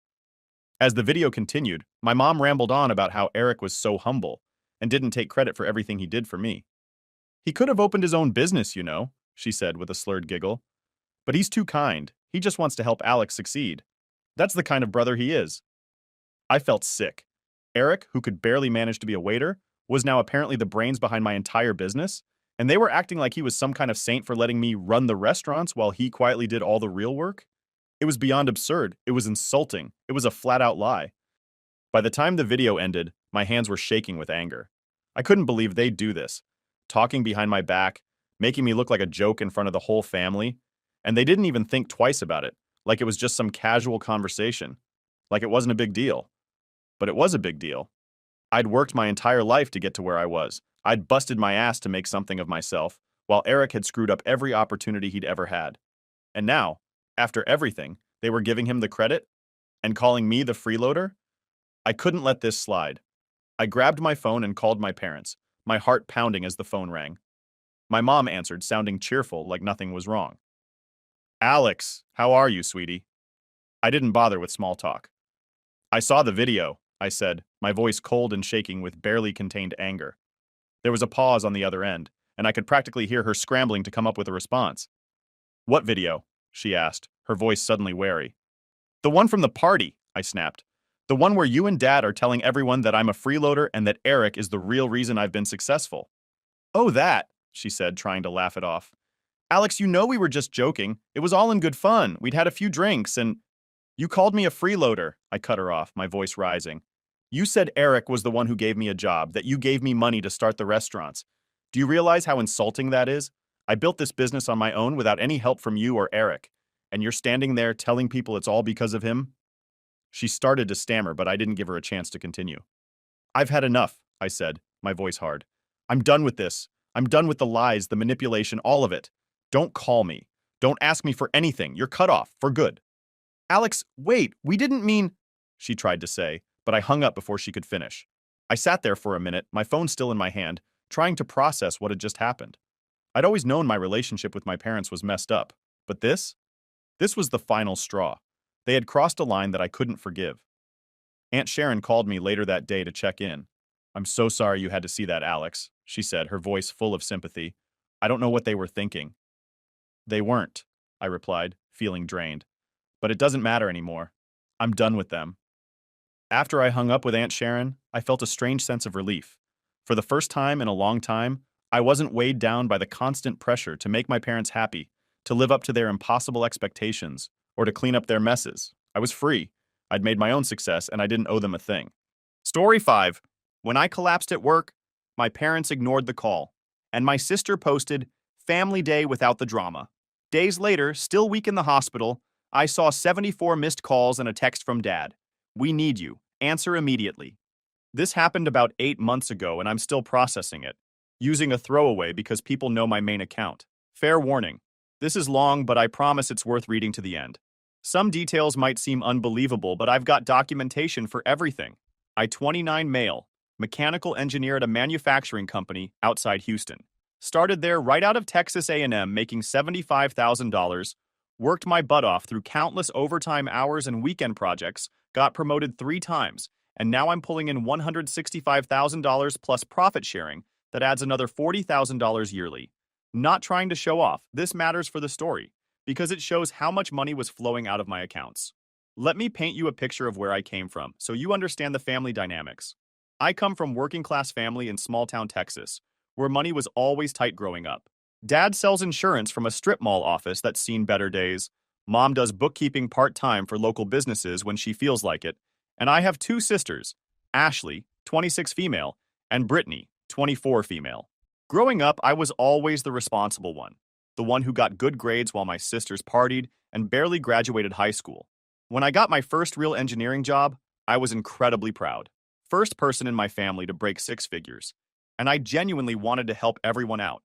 Looking back, that was the biggest mistake of my life. Started small and innocuous.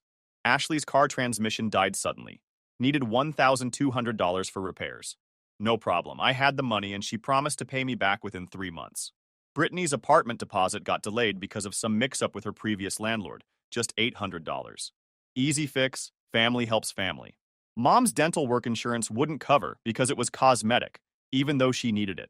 $1,500. Dad's insurance office rent when business was slow during a rough quarter, $650. I was making good money. Felt incredible to be the successful one helping family during tough times. The requests always came with detailed explanations and promises to pay back quickly. Ashley would send long texts about how grateful she was and how she'd never forget this. Brittany would cry on the phone about how I was saving her life. Mom would talk about how proud she was of her successful son. Dad would get all emotional about family sticking together through thick and thin. But here's the thing about being the family bank. Once you start, they expect it forever. And the amounts kept growing exponentially. What started as emergency help became routine monthly expectations. Ashley decided she wanted to be an influencer after watching too many YouTube success stories, so she needed $4,000 for professional camera equipment and photography sessions. She had this whole business plan that she'd printed out and highlighted, showing me projected income that never materialized. Brittany wanted to start an online boutique selling trendy clothes to college girls, needed $12,000 for initial inventory from some supplier she'd found online. She spent weeks showing me Pinterest boards and talking about her vision. Dad's insurance office was struggling against bigger competitors. Could I co-sign an $18,000 equipment loan for new computers and software? He had spreadsheets showing how this investment would triple his revenue within 6 months. Mom wanted to get her real estate license and flip houses like she'd seen on HGTV, just needed $15,000 for her first property down payment. She'd already picked out the house and had renovation plans drawn up. Every single venture failed spectacularly and expensively. Ashley's Instagram influencer career peaked at maybe 400 followers after 2 years of constant posting. She blamed the algorithm and jealous haters for her lack of success, never acknowledging that her content was basic and uninspiring. Brittany's boutique lasted exactly 5 months before she got bored and moved on to her next brilliant idea. She claimed the supplier had sent wrong inventory, but I later found out she'd just ordered poorly and couldn't return anything. Dad's office expansion never happened despite the expensive equipment. He spent more time playing solitaire on the new computers than acquiring clients. The loan payments continued, though, right on schedule. Mom's house flip became a financial nightmare when she couldn't handle contractor problems, permit issues, and cost overruns. She lost $8,000 on top of my initial investment when she panic sold the property. Did any of them pay me back? Course not. They just kept coming back for more. And like an idiot, I kept saying yes because family comes first, right? By this year, I was bleeding money. Between direct payments, co-signed loans, and bills I'd somehow become responsible for, I was covering about $5,200 monthly in family expenses. That's $62,400 per year. More than most people's entire salary, just gone keeping my family afloat. The stress was systematically destroying me both physically and mentally. I was working 65-hour weeks at my regular job, then taking on freelance consulting projects every weekend just to keep up with the financial demands. My apartment became a place I just slept for a few hours between work sessions. I was living on protein bars, energy drinks, and whatever fast food I could grab between meetings. I'd get sharp chest pains during high-pressure project meetings, but convinced myself it was just normal stress. My hands would shake when reviewing the monthly bills I was covering for everyone. I started having insomnia, laying awake calculating and recalculating how much money was going out versus coming in. My coworkers started commenting that I looked exhausted all the time. My manager pulled me aside twice, asking if everything was okay at home because my performance was suffering. I was making mistakes on projects that I'd never made before, forgetting important details, missing deadlines. But I kept pushing through because I had to hit my numbers and bonuses to cover everyone's bills. The irony was that my family saw my success at work and assumed I was doing great financially, not realizing I was barely staying afloat despite my good salary. Then last Tuesday happened. I was in a design review meeting, arguing with the client about some specification change, when I felt this weird tightness in my chest. Thought it was another stress episode until my vision started tunneling. Next thing I know, I'm waking up in Memorial Hermann Hospital with more monitors attached to me than our factory floor. Turns out I'd had what my doctor called an acute cardiac event. Not technically a heart attack, but close enough that if my coworkers hadn't called 911 immediately, I might not be writing this. My doctor said it was stress-induced, which made sense. Blood pressure through the roof, pre-diabetic from living on protein bars and energy drinks, hadn't slept properly in months. The hospital staff was incredible, though. Nurses were professional, my cardiologist knew his stuff, Whole team was on point. When they asked for emergency contacts, I gave them my parents' info like always. They said they'd called and left detailed messages. So I waited. Day 1, nothing. Day 2, still nothing. Day 3, I'm starting to panic thinking something happened to them. Maybe Dad had a health scare? Maybe Ashley was in an accident? That's when I checked Instagram and saw something that changed everything forever. I'll never forget opening that app. My phone had been buzzing with notifications, and I figured maybe someone had heard about my hospitalization and was checking in. There was a notification. Ashley had tagged me in a story. My heart actually jumped with hope, thinking maybe it was a get well soon post or family sending love and support during a scary time. It absolutely wasn't. Picture this. My entire family at Topgolf, all smiles, fancy drinks in hand, having the absolute time of their lives. Ashley, wearing some $300 designer outfit I'd probably financed without realizing it. Brittany sporting new designer sunglasses that cost more than my daily hospital copay. Mom and Dad looking more relaxed and happy than I'd seen them in years. The caption that made my blood pressure spike and my heart monitor start beeping. Family Fun Day. Sometimes you need a break from toxic energy. Blessed Yukazer, no drama mama. Family time. Living our best life. And they had tagged me in it. Tagged me. While I was lying in a hospital bed connected to machines monitoring whether my heart would give out completely. With IVs in my arms and oxygen monitoring my every breath, the timestamp showed they'd posted it yesterday afternoon. Day 2 of my hospital stay. The exact same day my doctor had told me I could have died if my cardiac episode had lasted any longer or if my coworkers hadn't acted so quickly. I started scrolling through their recent posts with growing horror and disbelief. Ashley had been to 4 expensive restaurants this week alone, posting elaborate food pics that probably cost $80 to $100 per meal. Brittany had posted a massive shopping haul video, showing off clothes and accessories worth more than my monthly car payment. Dad had pictures from some golf tournament with his buddies, looking like he didn't have a care in the world. Mom was at an upscale spa getting massages and facials, posting about self-care Sunday. All of this while I was lying alone in a sterile hospital bed, wondering if they were okay because they hadn't bothered to call even once. That's when it hit me like a freight train. They knew exactly where I was. The hospital had called them multiple times. They just didn't care. I wasn't their son or brother. I was their personal ATM. And ATMs don't need emotional support. They just need to keep dispensing cash. I spent that night doing something I'd never done, actually calculating how much money I'd given them over the years. Bank statements, credit card records, Venmo payments, cash I'd handed over and never tracked. The number was staggering. $143,000 over 4.5 years. More than most people's houses in my hometown. Gone. And what did I have to show for it? A hospital bed, a failing heart, and a family that celebrated when I wasn't around. But while I was crunching numbers, my phone started buzzing with alerts from my bank app. Someone was trying to use the emergency credit card I'd given my parents for real emergencies only. They'd attempted to charge $4,200 at some steakhouse in Dallas. I called my bank and requested transaction details. Turns out they'd been using that card regularly for months. Fancy dinners, shopping sprees, even a weekend trip to Galveston. Total charges, $13,800 in the last 4 months alone. While I was literally working myself into heart failure to support them, they were living their best life on my emergency credit line. That's when I made the decision that would change everything. Day 4 in the hospital, staring at $13,000 in unauthorized charges on my emergency card when my phone started ringing nonstop. 52 missed calls in 3 hours, all from my dad. The desperation was palpable even through voicemail. The text that followed was classic him. Call immediately. Family emergency happening now.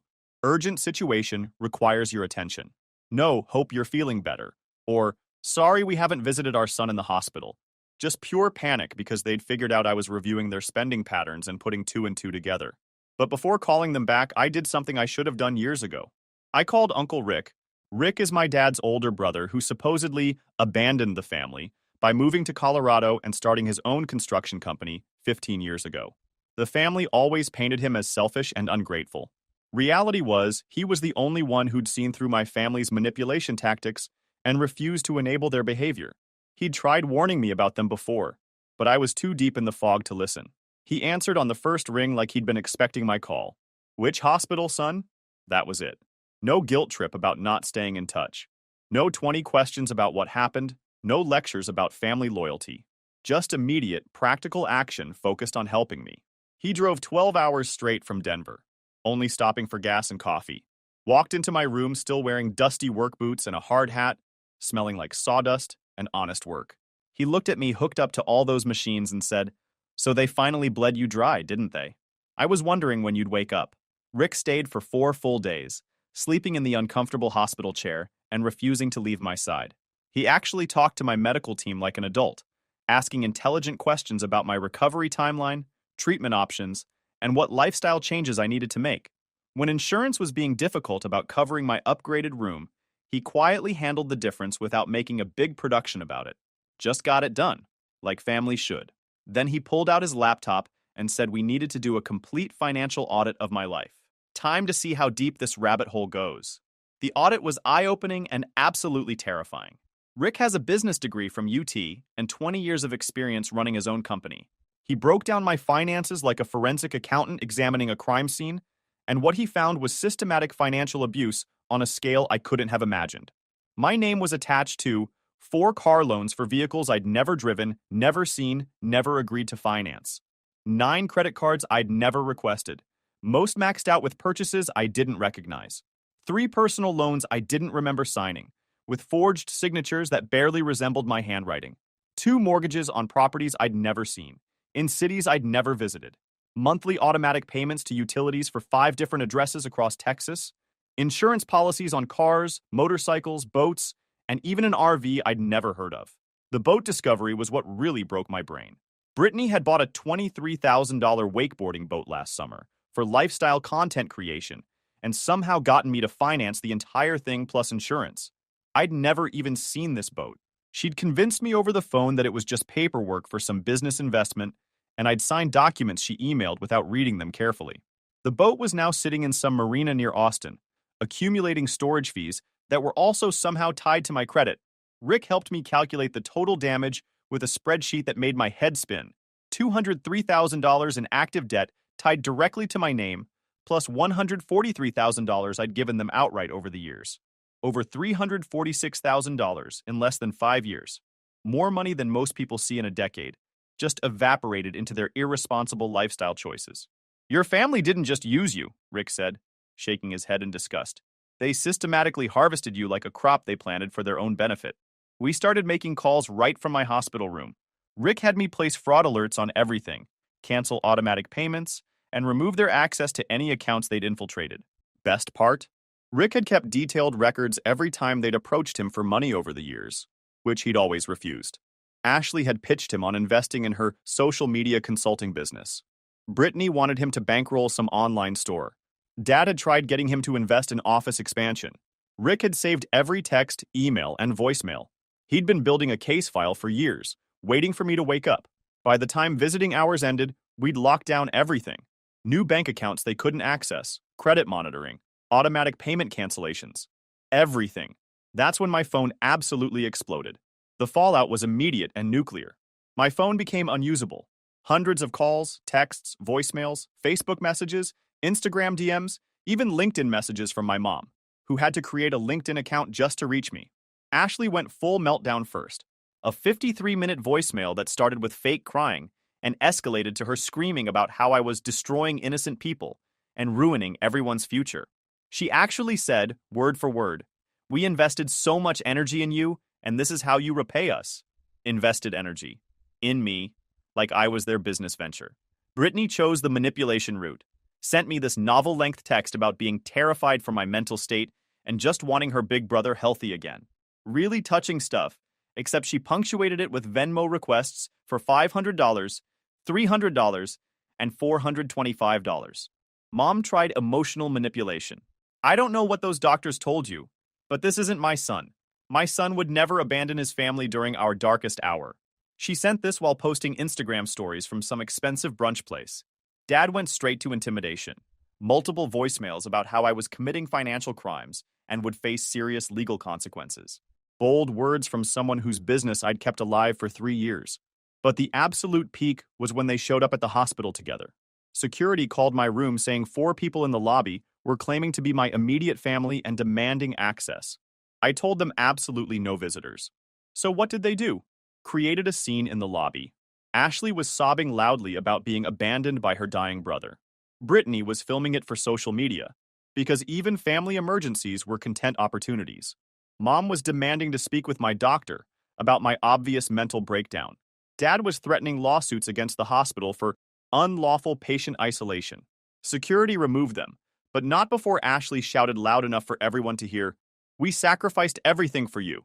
This is how you repay your family?" The irony was beautiful. They sacrificed everything, while I'd literally funded their lives for years. But they weren't finished. Not even close. That evening, I got a call from my landlord. Someone claiming to be my brother had called saying I'd been in a serious accident and needed him to pack my belongings because I'd be institutionalized for months. When my landlord mentioned I only had sisters, the caller hung up immediately. They were actually trying to access my apartment to steal my possessions. Then my company's HR department called. Someone claiming to be my father had contacted them, asking about my health insurance benefits and disability payments, saying they were managing my affairs during recovery. HR shut it down fast, but the nerve was incredible. The final straw came the next morning. I woke up to a Facebook post from Ashley that had been shared over 300 times. "Please keep my brother in your prayers during his severe mental health crisis. He's been manipulated by someone into cutting off his entire family during the worst period of our lives. We just want him to get proper help and come home safe. Pray for healing. Family. First. Mental health awareness." She'd tagged me, my employer, my university, and about 75 mutual contacts. Comments were mixed between people offering sympathy and others asking what really happened. Several co-workers had seen it and were messaging asking if I needed anything. That's when I realized they'd escalated to total warfare. If they couldn't guilt or threaten me back into compliance, they'd destroy my reputation and paint me as the villain. Time for the nuclear option. Ashley's Facebook post was my line in the sand. They wanted public warfare? Game on. Rick had been making calls while I planned my counterattack. His lawyer specialized in family financial fraud and elder abuse cases. Even though I wasn't elderly, the exploitation patterns were identical: systematic financial manipulation, isolation tactics, and organized theft. We filed paperwork that morning for fraudulent use of credit accounts, that emergency card they'd maxed, identity theft for accounts opened without my knowledge, cease and desist orders preventing them from contacting my employer or impersonating me, restraining orders blocking them from accessing my apartment or assets. But the real nuclear bomb was what Rick discovered during his deep financial investigation. Remember that house my mom wanted to flip? The one I'd given her $15,000 for? She'd actually purchased it using a mortgage that listed me as primary co-signer. Without my knowledge or consent, the property was now in foreclosure, and the bank was pursuing me for the remaining $54,000 balance. That's fraud. Felony-level mortgage fraud. Rick's lawyer called it one of the most blatant cases of family financial exploitation he'd encountered in 25 years. We had evidence of forged signatures, unauthorized credit applications, and systematic identity theft spanning 4 years. But instead of filing criminal charges immediately, we decided to give them one opportunity to make things right. Rick thought it would be educational to see how they'd respond when cornered. So I posted my own Facebook response to Ashley's manipulation attempt. Since my sister decided to make our private family business public, here are the actual facts. I've financially supported my family for over 4 years, totaling more than $346,000. Last week, I suffered a cardiac episode from stress. While I was hospitalized, they celebrated my absence on social media while maxing out my emergency credit card. I've discovered multiple fraudulent accounts opened in my name without permission, including a mortgage I never signed. I'm working with legal counsel to address the criminal fraud charges. I hope they find the help they clearly need. Truth. Fraud. Moving forward. I included screenshots of the credit card charges during my hospital stay and their Instagram celebration post. The response was immediate and devastating. Ashley's post went from 300 shares to over 3,000, but now comments were absolutely roasting my family instead of supporting them. People were calling them parasites, con artists, and much worse. Local news picked up the story because of the family abandoned son during heart attack angle. It spread through regional social media groups, and suddenly thousands of people knew about my family's behavior. Ashley's Instagram followers dropped from 1,400 to 200 in 3 days. The few local businesses sponsoring her, mostly boutiques and restaurants, terminated their partnerships immediately. Brittany's online store reviews got bombed by people calling her a scammer. Dad's insurance office Google page was flooded with one-star reviews mentioning the story. But the most satisfying part? Mom's real estate license came under state investigation. Using fraudulent documentation to secure property mortgages is a major violation for licensed agents. The state board suspended her license pending full investigation. They went from trying to publicly shame me to being publicly humiliated themselves in under 72 hours. That's when the desperate begging started. 4 weeks later, I was home recovering when Rick called with updates. The house Mom had fraudulently bought in my name? It sold at foreclosure auction for significantly less than owed. The bank was pursuing the deficiency judgment against both of us. But since I could prove fraud with documentation, they were targeting her exclusively. She was facing a $58,000 debt she couldn't possibly pay, plus potential felony charges. Dad's insurance office had officially closed. Turns out when your Google reviews mention family fraud and steals from his own son, people stop trusting you with their insurance needs.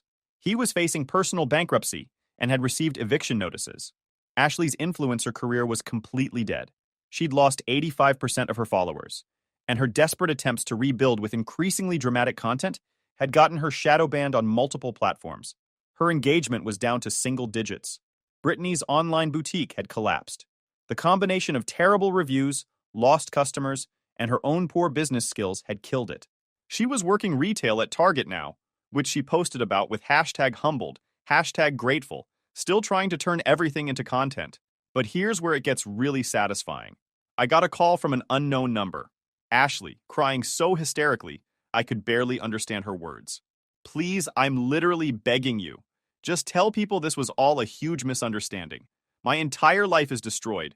I can't get any sponsorships, nobody will work with me, and Tyler, her boyfriend, broke up with me because his family saw all the posts. I'll pay back every single penny, I swear on everything. I let her finish her entire breakdown. Then I said, Ashley, you don't have any money to pay me back. You never did. That was always the problem. She hung up but called back 2 hours later with Brittany on speaker. Brittany immediately jumped in. Look, we know we messed up badly, but you're still our brother. Family forgives family, right?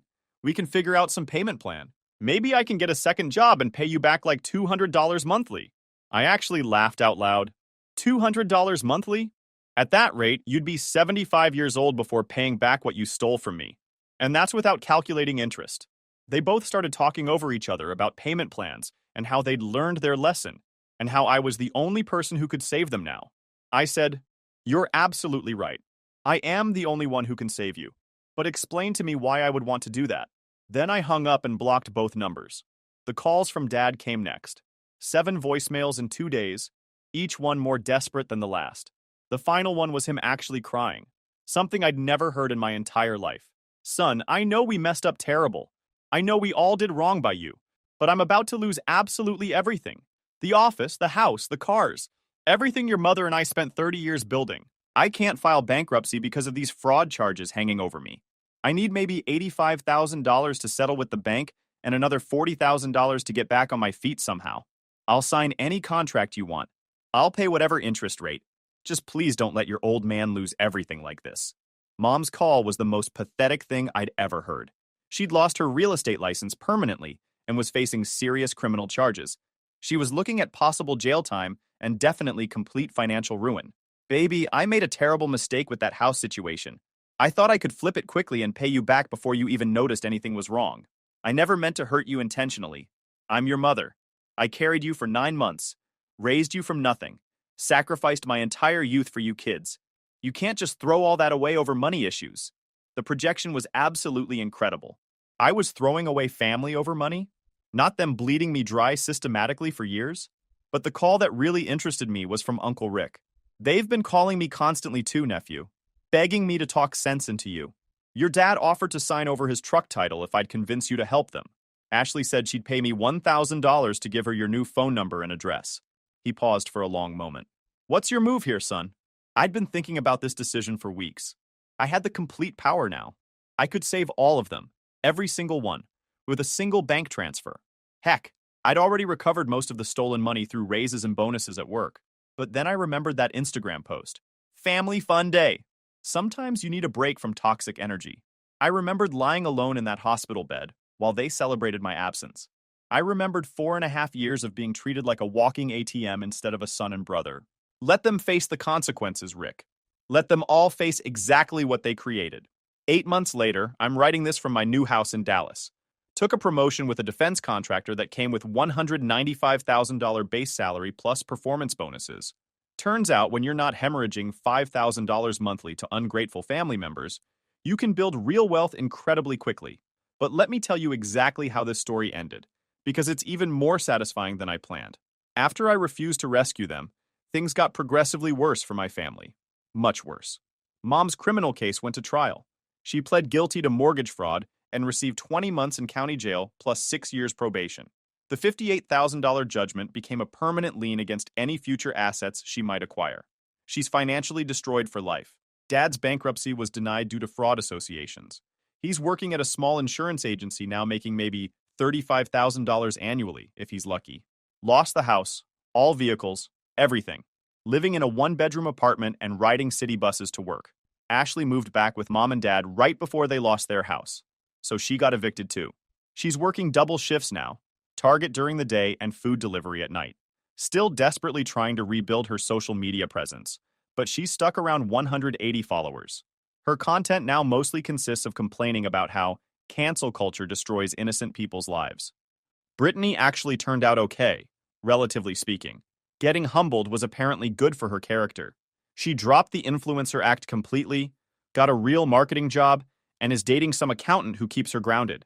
She's the only one who never called begging for money, which I genuinely respect. But here's the absolutely beautiful part. Last month, I got a call from Dad. He'd somehow gotten my new number and was calling from the insurance agency where he works. Son, I've got a business proposition for you. I know you're doing really well up there in Dallas. I've been keeping track of your success. Keeping track, like he was monitoring his former investment. There's this insurance agency opportunity here in Houston. Owner wants to retire early, willing to sell for $150,000. It's an established business, solid customer base, great reputation in the community. I could run daily operations, but I need a partner with excellent credit and startup capital. The sheer audacity was breathtaking. After absolutely everything, he was still trying to extract money from me. I know exactly what you're thinking, he continued, but this situation is completely different. This would be a legitimate business partnership. You'd own 60%, I'd handle all operations. We could rebuild the family business bigger and better than ever before. I let him deliver his entire pitch. 6 minutes of him explaining how this was our opportunity to heal the family and prove to everyone that we're stronger together than apart. When he finished, I said, Dad, that sounds really interesting. Send me the complete business plan and financial projections, and I'll have my people review everything thoroughly. His voice completely lit up with excitement. Really? Son, this is going to be absolutely amazing. We're going to show everyone that… Actually, I lied, I interrupted. I wouldn't invest in you if you were the last business opportunity on planet Earth. You and Mom and Ashley burned that bridge forever when you threw a celebration party while I was dying in a hospital bed. Complete silence for 30 seconds. But Dad, I do have a proposition for you. I need someone to wash my cars here in Dallas. It pays $12 hourly, and you'd need to relocate at your own expense. You'd report directly to me, and I'd have complete authority over your performance evaluations. Interested in that opportunity? He hung up immediately. That was 5 weeks ago. Haven't heard from any of them since that conversation. Here's what I learned through all of this. Family isn't about shared DNA. It's about mutual respect, genuine loyalty, and authentic care. Uncle Rick is more real family to me than my parents or sisters ever were. My coworkers who called 911 when I collapsed showed more family love than people who share my genetics. My actual family now includes Rick, my girlfriend Jennifer, who I met after moving to Dallas, and friends I've made who appreciate me for who I am, not what I can provide them. As for my biological family, they made their choice 4 years ago when they decided I was more valuable as a financial resource than as a human being. They chose money over relationships, convenience over character, and entitlement over empathy. I simply gave them exactly what they chose. Story 6. My mom turned my birthday into my sister's because she's sensitive and needs more attention. I packed my bag, slept on benches, and built a life. Now they regret it. Hey Reddit, I never thought my life would turn into one long chain of prove them wrong moments, but that's pretty much what happened. I grew up in a house where my little sister was the star. My mom treated me like background noise, and my dad was miles away working. This isn't just another my parents played favorites story though. It's about how one birthday turned into a fight that lasted years. So, let me paint you the picture of how it all went. I'm 27 now, but this starts when I was 8. I grew up in what you could call a half-normal home. My parents separated when I was about 4. It wasn't some huge fight or dramatic thing that I could remember, just that one day my dad stopped living with us. He was still around, but my mom had custody. She worked part-time and stayed at home with us most of the time. I have one sibling, a younger sister, who was born a little before my parents split. She's 3 years younger than me. Mom always seemed to light up when my sister was around. I was just the older kid who was supposed to handle things. It wasn't like she openly hated me, but you could tell there was a difference. She would go overboard for my sister's birthdays, dance recitals, and whatever hobby she was into at the moment. I didn't think too much about it at first. I was a kid. I liked video games and playing outside. I didn't need anyone to clap for me every second. Dad was the opposite. When he came over, he made a big deal about spending time with me. We'd play soccer in the yard, or he'd bring me small gadgets and toys. Nothing crazy, but it felt like he noticed me. He had this habit of giving me little man talks. Even when I was like 6. Things like, you have to look after your sister, or be patient with your mom. My mom's attitude wasn't cruel yet. She just seemed busier or more interested when it came to my sister. If my sister wanted riding lessons, she got them. If I asked for a soccer camp, it was usually too expensive or maybe later. But I didn't think of it as favoritism, just life. Kids believe whatever setup they're born into is normal. By the time I was 8, my friends were a big part of my life. We lived in a decent neighborhood, and I'd hang out with the kids next door and a couple of boys from school. We'd play tag, ride bikes, swap Pokemon cards, simple stuff. That year, I was really looking forward to my birthday. Not because I wanted a huge party, but because it was my one day. My dad had asked me what I wanted, and I told him maybe a new bike or some cool video game. He said he'd see what he could do. My mom told me she'd handle the party. She said she'd make it special, and I believed her. She even asked me what kind of cake I wanted. I picked chocolate with blue icing. She wrote things down and acted like she was really into it. I invited a few friends. Nothing big, maybe 6 or 7 kids. It was supposed to be on a Saturday so everyone could come. Leading up to it, everything felt fine. Mom wasn't acting weird, and my sister didn't seem to care much. She had her own thing going on with her dolls and some horse toys she carried everywhere. I figured it was going to be a normal birthday. A couple of days before the party, I remember overhearing my mom on the phone with my aunt. She was talking about making it a special day for both kids. I didn't think much about it at the time. I figured maybe she just meant my sister would tag along. That's pretty normal when you're the older kid. The night before the party, I was pumped. My dad called to wish me a happy birthday and said he might drop by with something. I was thinking about what game or toy it could be. My mom seemed distracted, but I chalked it up to party planning. The morning came, and I woke up early. My mom told me to wear something nice because people are coming. That sounded exciting. I had this favorite t-shirt with a cartoon robot on it, but she said, no, wear the button-up shirt. And it felt like too much, but I didn't argue. Around noon, I was sitting outside waiting for my friends. Instead of my buddies showing up, the first thing I saw was a small horse trailer pulling into our driveway. A woman got out leading a tiny pony. My mom came out smiling and started fussing over it. I remember thinking, cool, but why? I didn't like horses that much. My sister was jumping up and down. Then a couple of girls about her age arrived, dressed up like princesses. I kept waiting for my friends, but they didn't show. More little girls came. My sister disappeared and came back wearing a Cinderella dress. The decorations around the yard were pink and purple. I started to feel off about it. So I'm standing there in my nice shirt, watching more and more little girls show up. They all had gift bags, balloons, even some wearing tiaras. Every single one walked right past me to my sister. My mom greeted each one like it was some big event. She didn't even look at me except to tell me to move out of the way so the pony could get through the gate. I kept waiting for my friends, thinking maybe she invited them later or something. Noon turned into 12:30.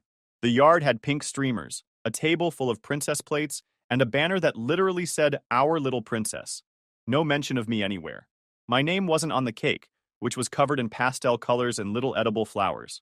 I finally asked my mom quietly, "Where are my friends?" She just said, "They couldn't make it, but you should be happy we're celebrating as a family." Then she told me to be polite and not ruin things. I was 8, so I didn't know what to say. I just sat on the steps and watched. The pony ride started. My sister was screaming with happiness, going around the yard while everyone clapped. Each kid got a turn. I didn't even get asked if I wanted one. I probably looked miserable because one of the moms asked me, "Aren't you going to ride?" And before I could answer, my mom jumped in, "Oh, he's not interested. He's too grown up for that." The gifts came next. Every single one was some princess toy, horse figurine, or doll. They were all handed to my sister while my mom took pictures. The only thing with my name on it came from my dad. He wasn't there yet, but he'd sent a small package earlier in the week. Mom didn't even let me open it. She set it aside. By this point, I went inside. I sat in my room staring at the wall, feeling this mix of anger and embarrassment. I could hear the music and laughing outside. Nobody came looking for me, not even my sister. Around 3 p.m., my dad finally showed up. I heard his voice and it was like a relief. I came down, and the first thing he did was ask me why I wasn't outside. I didn't answer. He stepped into the yard and stopped. He saw the decorations, the pony, the little girls, and his face changed. "Whose party is this?" he asked. My mom said, "It's for both of them. They're sharing." He looked at me and then at my sister, who was opening another gift. "Doesn't look like sharing," he said. He pulled me aside and asked quietly, "Did you get any presents? Did your friends come?" I shook my head. He didn't say anything for a moment. He went to his car and came back with a big box. He gave it to me right there, in the middle of the pink yard. It was a brand new bike, the kind I'd been pointing at for months. When he handed it to me, my mom started saying, "Really? He doesn't need that right now. You're just spoiling him." My dad just looked at her and said, "It's his birthday." That was the first time I really felt there was some line drawn. My mom didn't smile, didn't clap. She went quiet for a while, then started cleaning up plates like she was annoyed.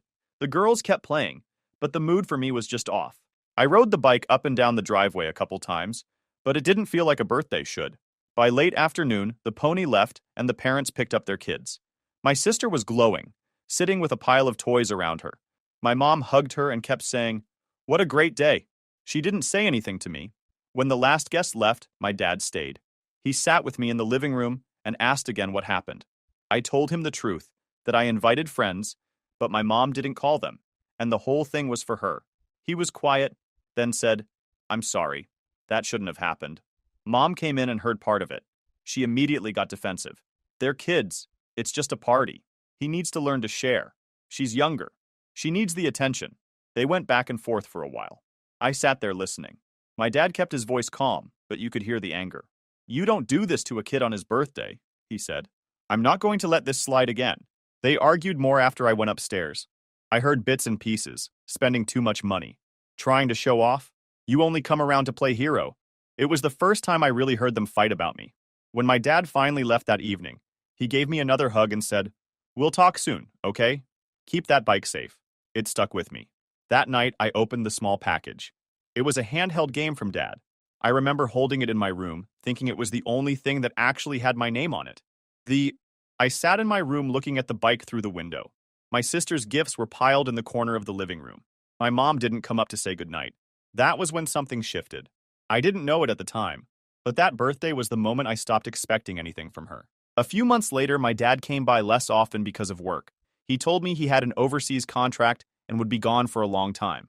I was 9 when he left, and even though he promised to call and send letters, it wasn't the same.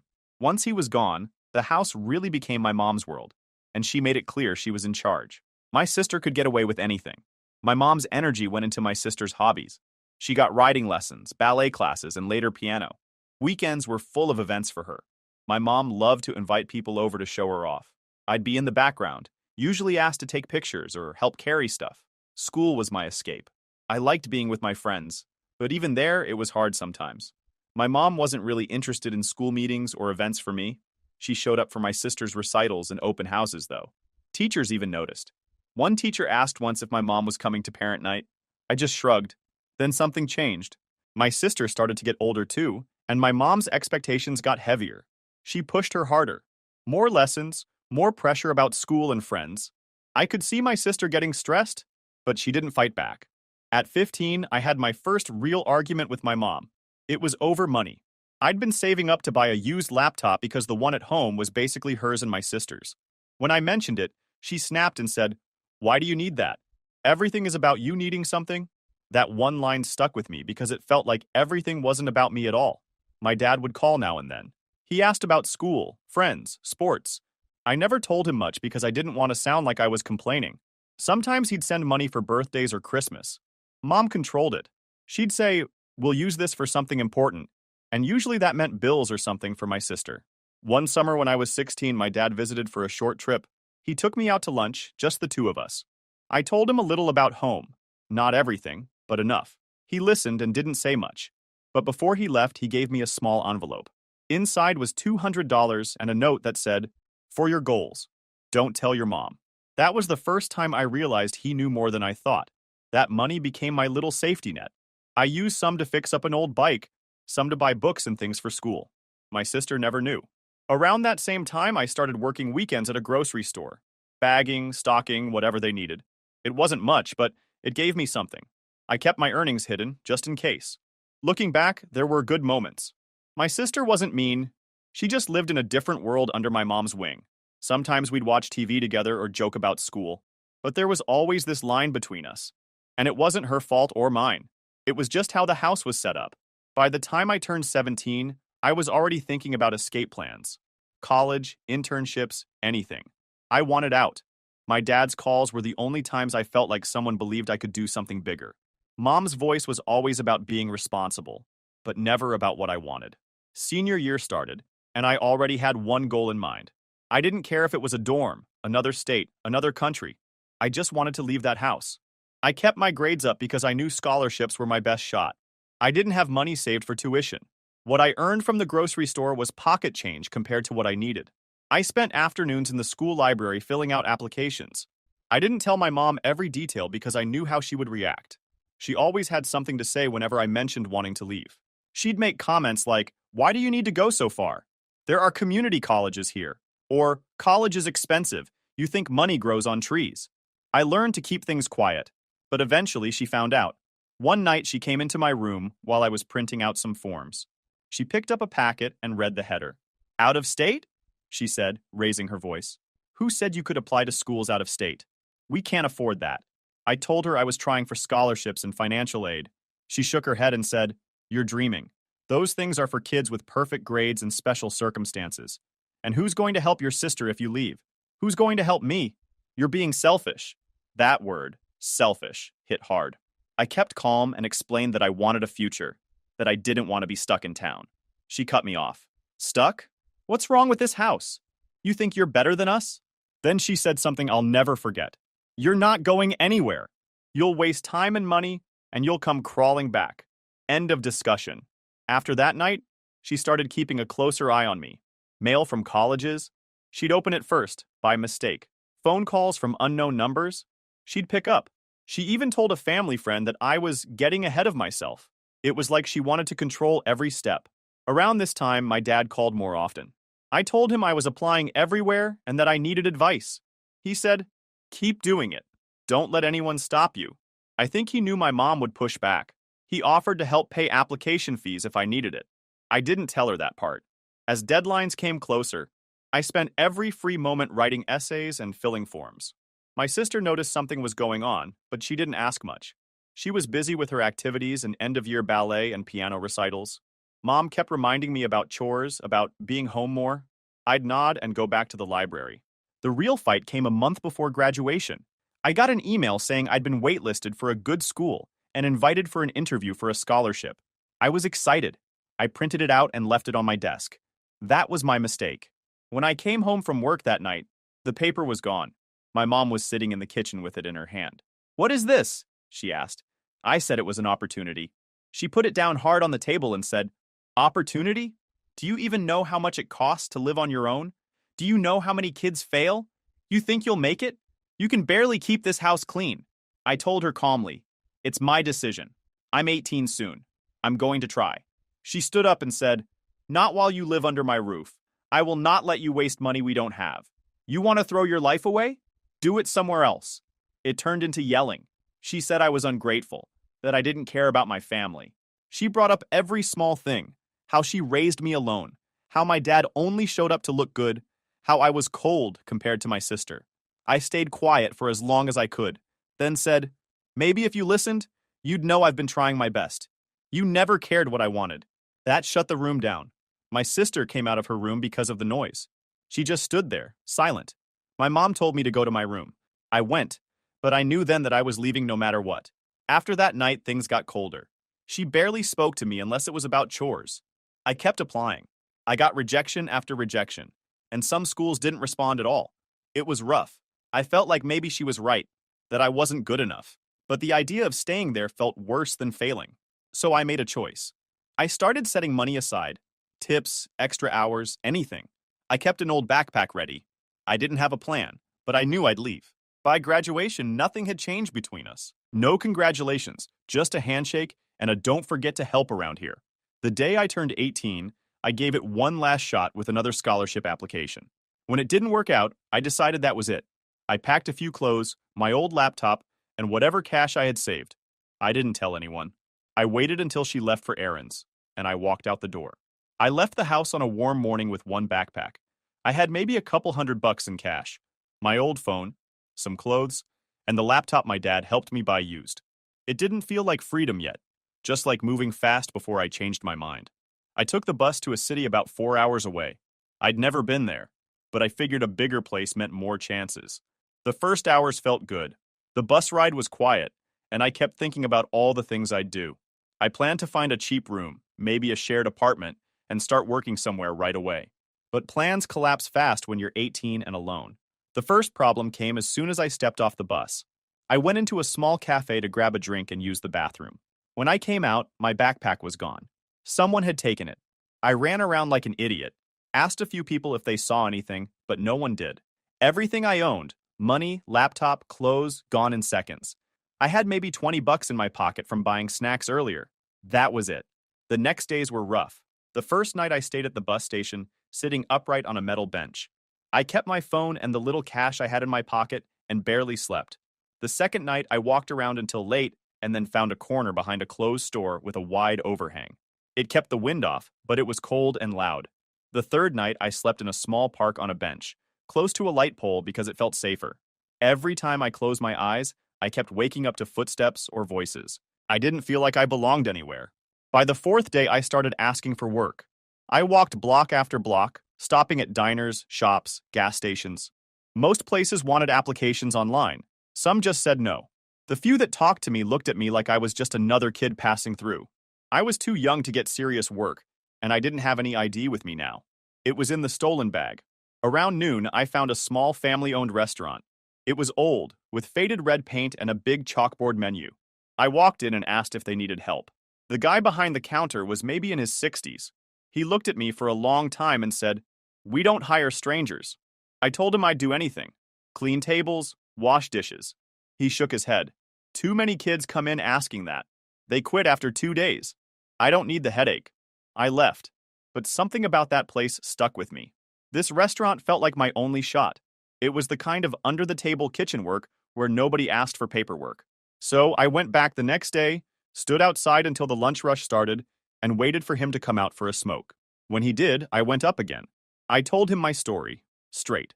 That I left home because I wanted to build something. That I'd been sleeping in the bus station and on benches since I got here. And that I wasn't asking for charity. I said I'd work for food if that's all he could give. He didn't buy it right away. "Everyone's got a story," he said.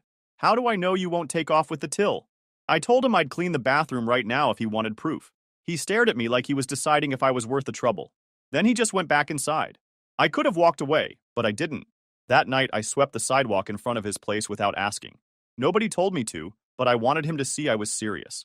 When he came to open the next morning, he saw me sitting there with the broom leaning against the wall.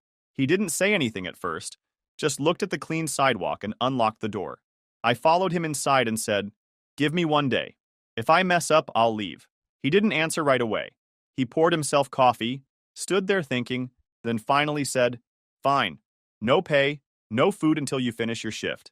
If you're good, we'll talk." That first day was brutal. I washed dishes until my hands hurt. I cleaned the kitchen, wiped tables, carried heavy boxes. He didn't make it easy either. He checked everything I did. By closing time, I was starving. He finally handed me a plate of leftover pasta and said, "Come back tomorrow, 7 a.m., don't be late." It wasn't a job yet, but it was something. Over the next week, he kept me on the same deal. Work first, mostly food for payment. When he saw I kept showing up, he started slipping me a little cash each night. When I left at night, I went back to the same corner behind the store or the park bench. It wasn't much, but at least I had food in me. After the fourth day, he asked my name and age. On the fifth day, he asked if I could handle more than dishes. By the second week, he told me, "You want a cot? There's a small room upstairs. It's nothing fancy, but it's better than the street." I said yes before he changed his mind. It was a narrow room with a bed and a little desk. To me, it was everything. That was the first time in over a week I slept without looking over my shoulder. Now I'd been working at the restaurant for almost 6 months when I heard from my dad again. He called out of the blue. My phone, the same old one, barely held a charge, but I picked up. He sounded excited and said he was back in the country for good. He wanted to visit. I froze because I hadn't told anyone where I was. I gave him a small lie, said I was busy with work, that I'd explain later. He said, "Work? Where?" I dodged the question, said I'd call him soon, and hung up. 2 weeks later, my dad showed up at my mom's house, expecting to see me. That's when it all started. I wasn't there, obviously, and my mom had no idea where I'd gone. She thought I was at a friend's, or maybe just avoiding her. My sister was the one who broke the news. He left after graduation. I didn't see any of this, but my sister filled me in later. Dad didn't take it well. He kept asking, "Where is he? Why didn't anyone tell me? Why wasn't I called?" My mom shrugged and said, "He wanted to leave. He's always been dramatic." That's when things exploded. My dad had spent years away working to send money back. He said, "Dramatic? He's my son. How did you let him walk out the door?" My mom shot back, "He's stubborn like you, always wanting more than what's reasonable." He wouldn't listen. Dad asked if she even tried to stop me. She said, "Why should I?" He wanted to run off to chase some dream. He thinks he's smarter than everyone. Dad lost it then. He reminded her of every call he'd made, every time he asked about me. He accused her of never supporting me, only favoring my sister. My sister told me she'd never seen them fight like that. Dad's voice was loud but steady, while Mom got sharper and louder with every sentence. She said, "You don't get to judge me. You were gone. I was here raising them. I dealt with everything while you lived your life somewhere else." Dad said, "Don't twist this. I left to work because we needed it. I trusted you to be fair to both kids. You didn't. You made him feel like he was nothing." Mom slammed her hands on the table and said, "I gave him food, a roof, school. What else did he want? He was always ungrateful. Dad, he wanted support. He wanted a chance. And you crushed it because you were too busy making her your little queen." That's when my sister stepped in. She told me later, she said quietly, "It's true. You were harder on him." My mom turned on her. "You don't know what you're talking about. You're a child." My sister said, "I saw everything. He worked jobs. He stayed out of your way. You barely cared." Dad kept pressing. "Where would he go with nothing? Did you even check? Did you call me? Did you call anyone?" My mom said, "He's 18, not a baby. He wanted to act grown, so I let him." The fight went back and forth like that for over an hour. My mom dug in, blaming me for being cold and distant, blaming Dad for being absent, blaming money. Dad kept coming back to the same point. "You lost him because you didn't care enough to keep him." Finally, my dad said, "I'll find him. Don't call me unless it's about the kids. And don't blame me when he never comes back here." He left. I didn't know any of this until a day later when my dad called me again. His voice was different. "Where are you?" I told him the truth this time. I said I was working at a small restaurant, staying upstairs in a tiny room. There was a pause. Then he said, "Stay there. I'm coming." He showed up 2 days later. I was in the kitchen washing dishes when the old man, my boss, said, "There's someone here for you." I walked out and saw him. He looked older, a bit tired, but when he saw me, he smiled like nothing else mattered. He didn't yell, didn't scold. He just hugged me. Then he stepped back and said, "Why didn't you tell me?" I said, "I didn't want to bother you, and I didn't want to hear that I couldn't do it." He looked around the restaurant. "This is where you've been?" I nodded. I told him everything, losing my stuff, sleeping at the bus station, getting the job. He listened and didn't interrupt. When I finished, he turned to my boss and said, "Thank you for giving him a chance." The old man said, "He earned it. He's stubborn, but he works." My dad laughed at that and said, "Yeah, he gets it from me." After we closed that night, Dad and I went for a walk. He asked me if I wanted to come live with him. He'd rented a place now that he was back. Small, but enough. I hesitated but said yes. The restaurant had saved me, but I wanted stability, and I trusted him.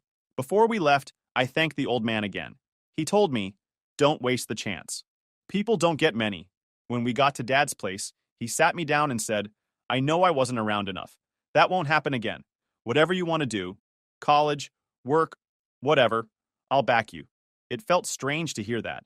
For the first time, I believed him. Moving in with my dad felt like stepping into a different world. His place was small, one bedroom and a pull-out couch for me. But it felt like home the first night. He didn't treat me like I was a burden. He treated me like someone worth investing in. He asked about my plans and didn't laugh when I said college. He just said, "We'll make it work." The first thing he did was help me get new documents and ID since I'd lost everything when my bag got stolen. Then he opened a small savings account with me. He said, "Put something in here every week, even if it's $10. Build it up." I kept working at the restaurant part-time. The old man didn't mind. He said I could come in on weekends. During the week, my dad pushed me to focus on school. He found community programs that helped with college prep. I applied to more places, this time with his help. We sat at the kitchen table filling out forms. He paid the application fees without blinking. When the first acceptance came, a small college 2 states away, I couldn't believe it. I showed him the email, and he grinned like he'd won something. We kept going, applying for scholarships and aid. He even drove me to interviews, sometimes 2 hours away.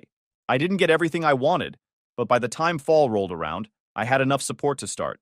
The day I moved into the dorm, he said, "No matter what, call me if you need me. I'll be there." Those words stuck. Life moved fast after that. College was tough, but I handled it. I worked part-time jobs, took classes seriously, and stayed close to my dad. My sister started texting me here and there. At first, it was small stuff. "Hey, how's school?" or "Miss you." I could tell she was different. She never took sides before, but now she seemed to want a connection. The biggest surprise came when my mom reached out. It was during my second year. She called and left a long voicemail. It started off casual, then went into, "I miss you. The house feels empty. Your sister talks about you all the time. Maybe you can come for dinner?" I didn't answer right away. I talked to my dad about it. He said, "It's your call. Just remember how you were treated." I didn't feel angry anymore, just cautious. I sent a short reply. "I'm busy, but thanks." As the years went on, the gap between us stayed. My sister kept being friendly, even visiting campus once. She admitted one night, "Mom was too hard on you. I see it now. She's hard on me now too." It was strange to hear that, but I didn't gloat. I just said, "Yeah, it was rough." The real karma came slowly. My sister told me that after I left, my mom started leaning on her more. The praise turned into pressure. My sister was expected to do everything perfectly. They fought often. My sister eventually moved out at 19, saying she couldn't take it anymore. By the time I graduated, things had changed. I walked across the stage, and the first person I saw cheering was my dad. The old restaurant owner even came and clapped from the back row. My sister sent a picture with, "Proud of you." My mom didn't show. Work life started quick after college. I landed an internship that turned into a job. Money wasn't huge at first, but I was on my own. My dad loved hearing about every step. He'd say, "I told you, you just needed someone to back you up." One day, maybe a year after starting my job, my mom called again. This time she was soft-spoken. "I just want to see you," she said. "We all make mistakes." I agreed to meet for coffee, but I kept it short. I wasn't cruel, but I didn't pretend everything was fine. She talked mostly about herself, about how hard it was without me there. I listened, nodded, and left. I didn't need her approval anymore. The distance taught me that family isn't always about blood. It's about who shows up. My dad showed up. Even my sister eventually. My mom? She was part of the past. A few months later, my niece was born, my sister's daughter. I went to the hospital, held her, and felt happy. My sister hugged me and said, "She's going to know you, I promise." That felt good. Sometimes I think back to that birthday party when I was 8. The pony, the pink decorations, me sitting on the steps wondering why no one cared. It's not pain anymore, just a reminder of where I started. Now, I have my own apartment. I still talk to my dad almost every day. My sister visits with her kid. My mom sends cards sometimes, but I keep things polite and distant. Mom ended up alone in the house she once controlled. My sister built her own life, and I built mine. The difference is, I know now what I want and what I won't tolerate. Everything came full circle. The kid no one celebrated now had something better than a party. He had a life he chose.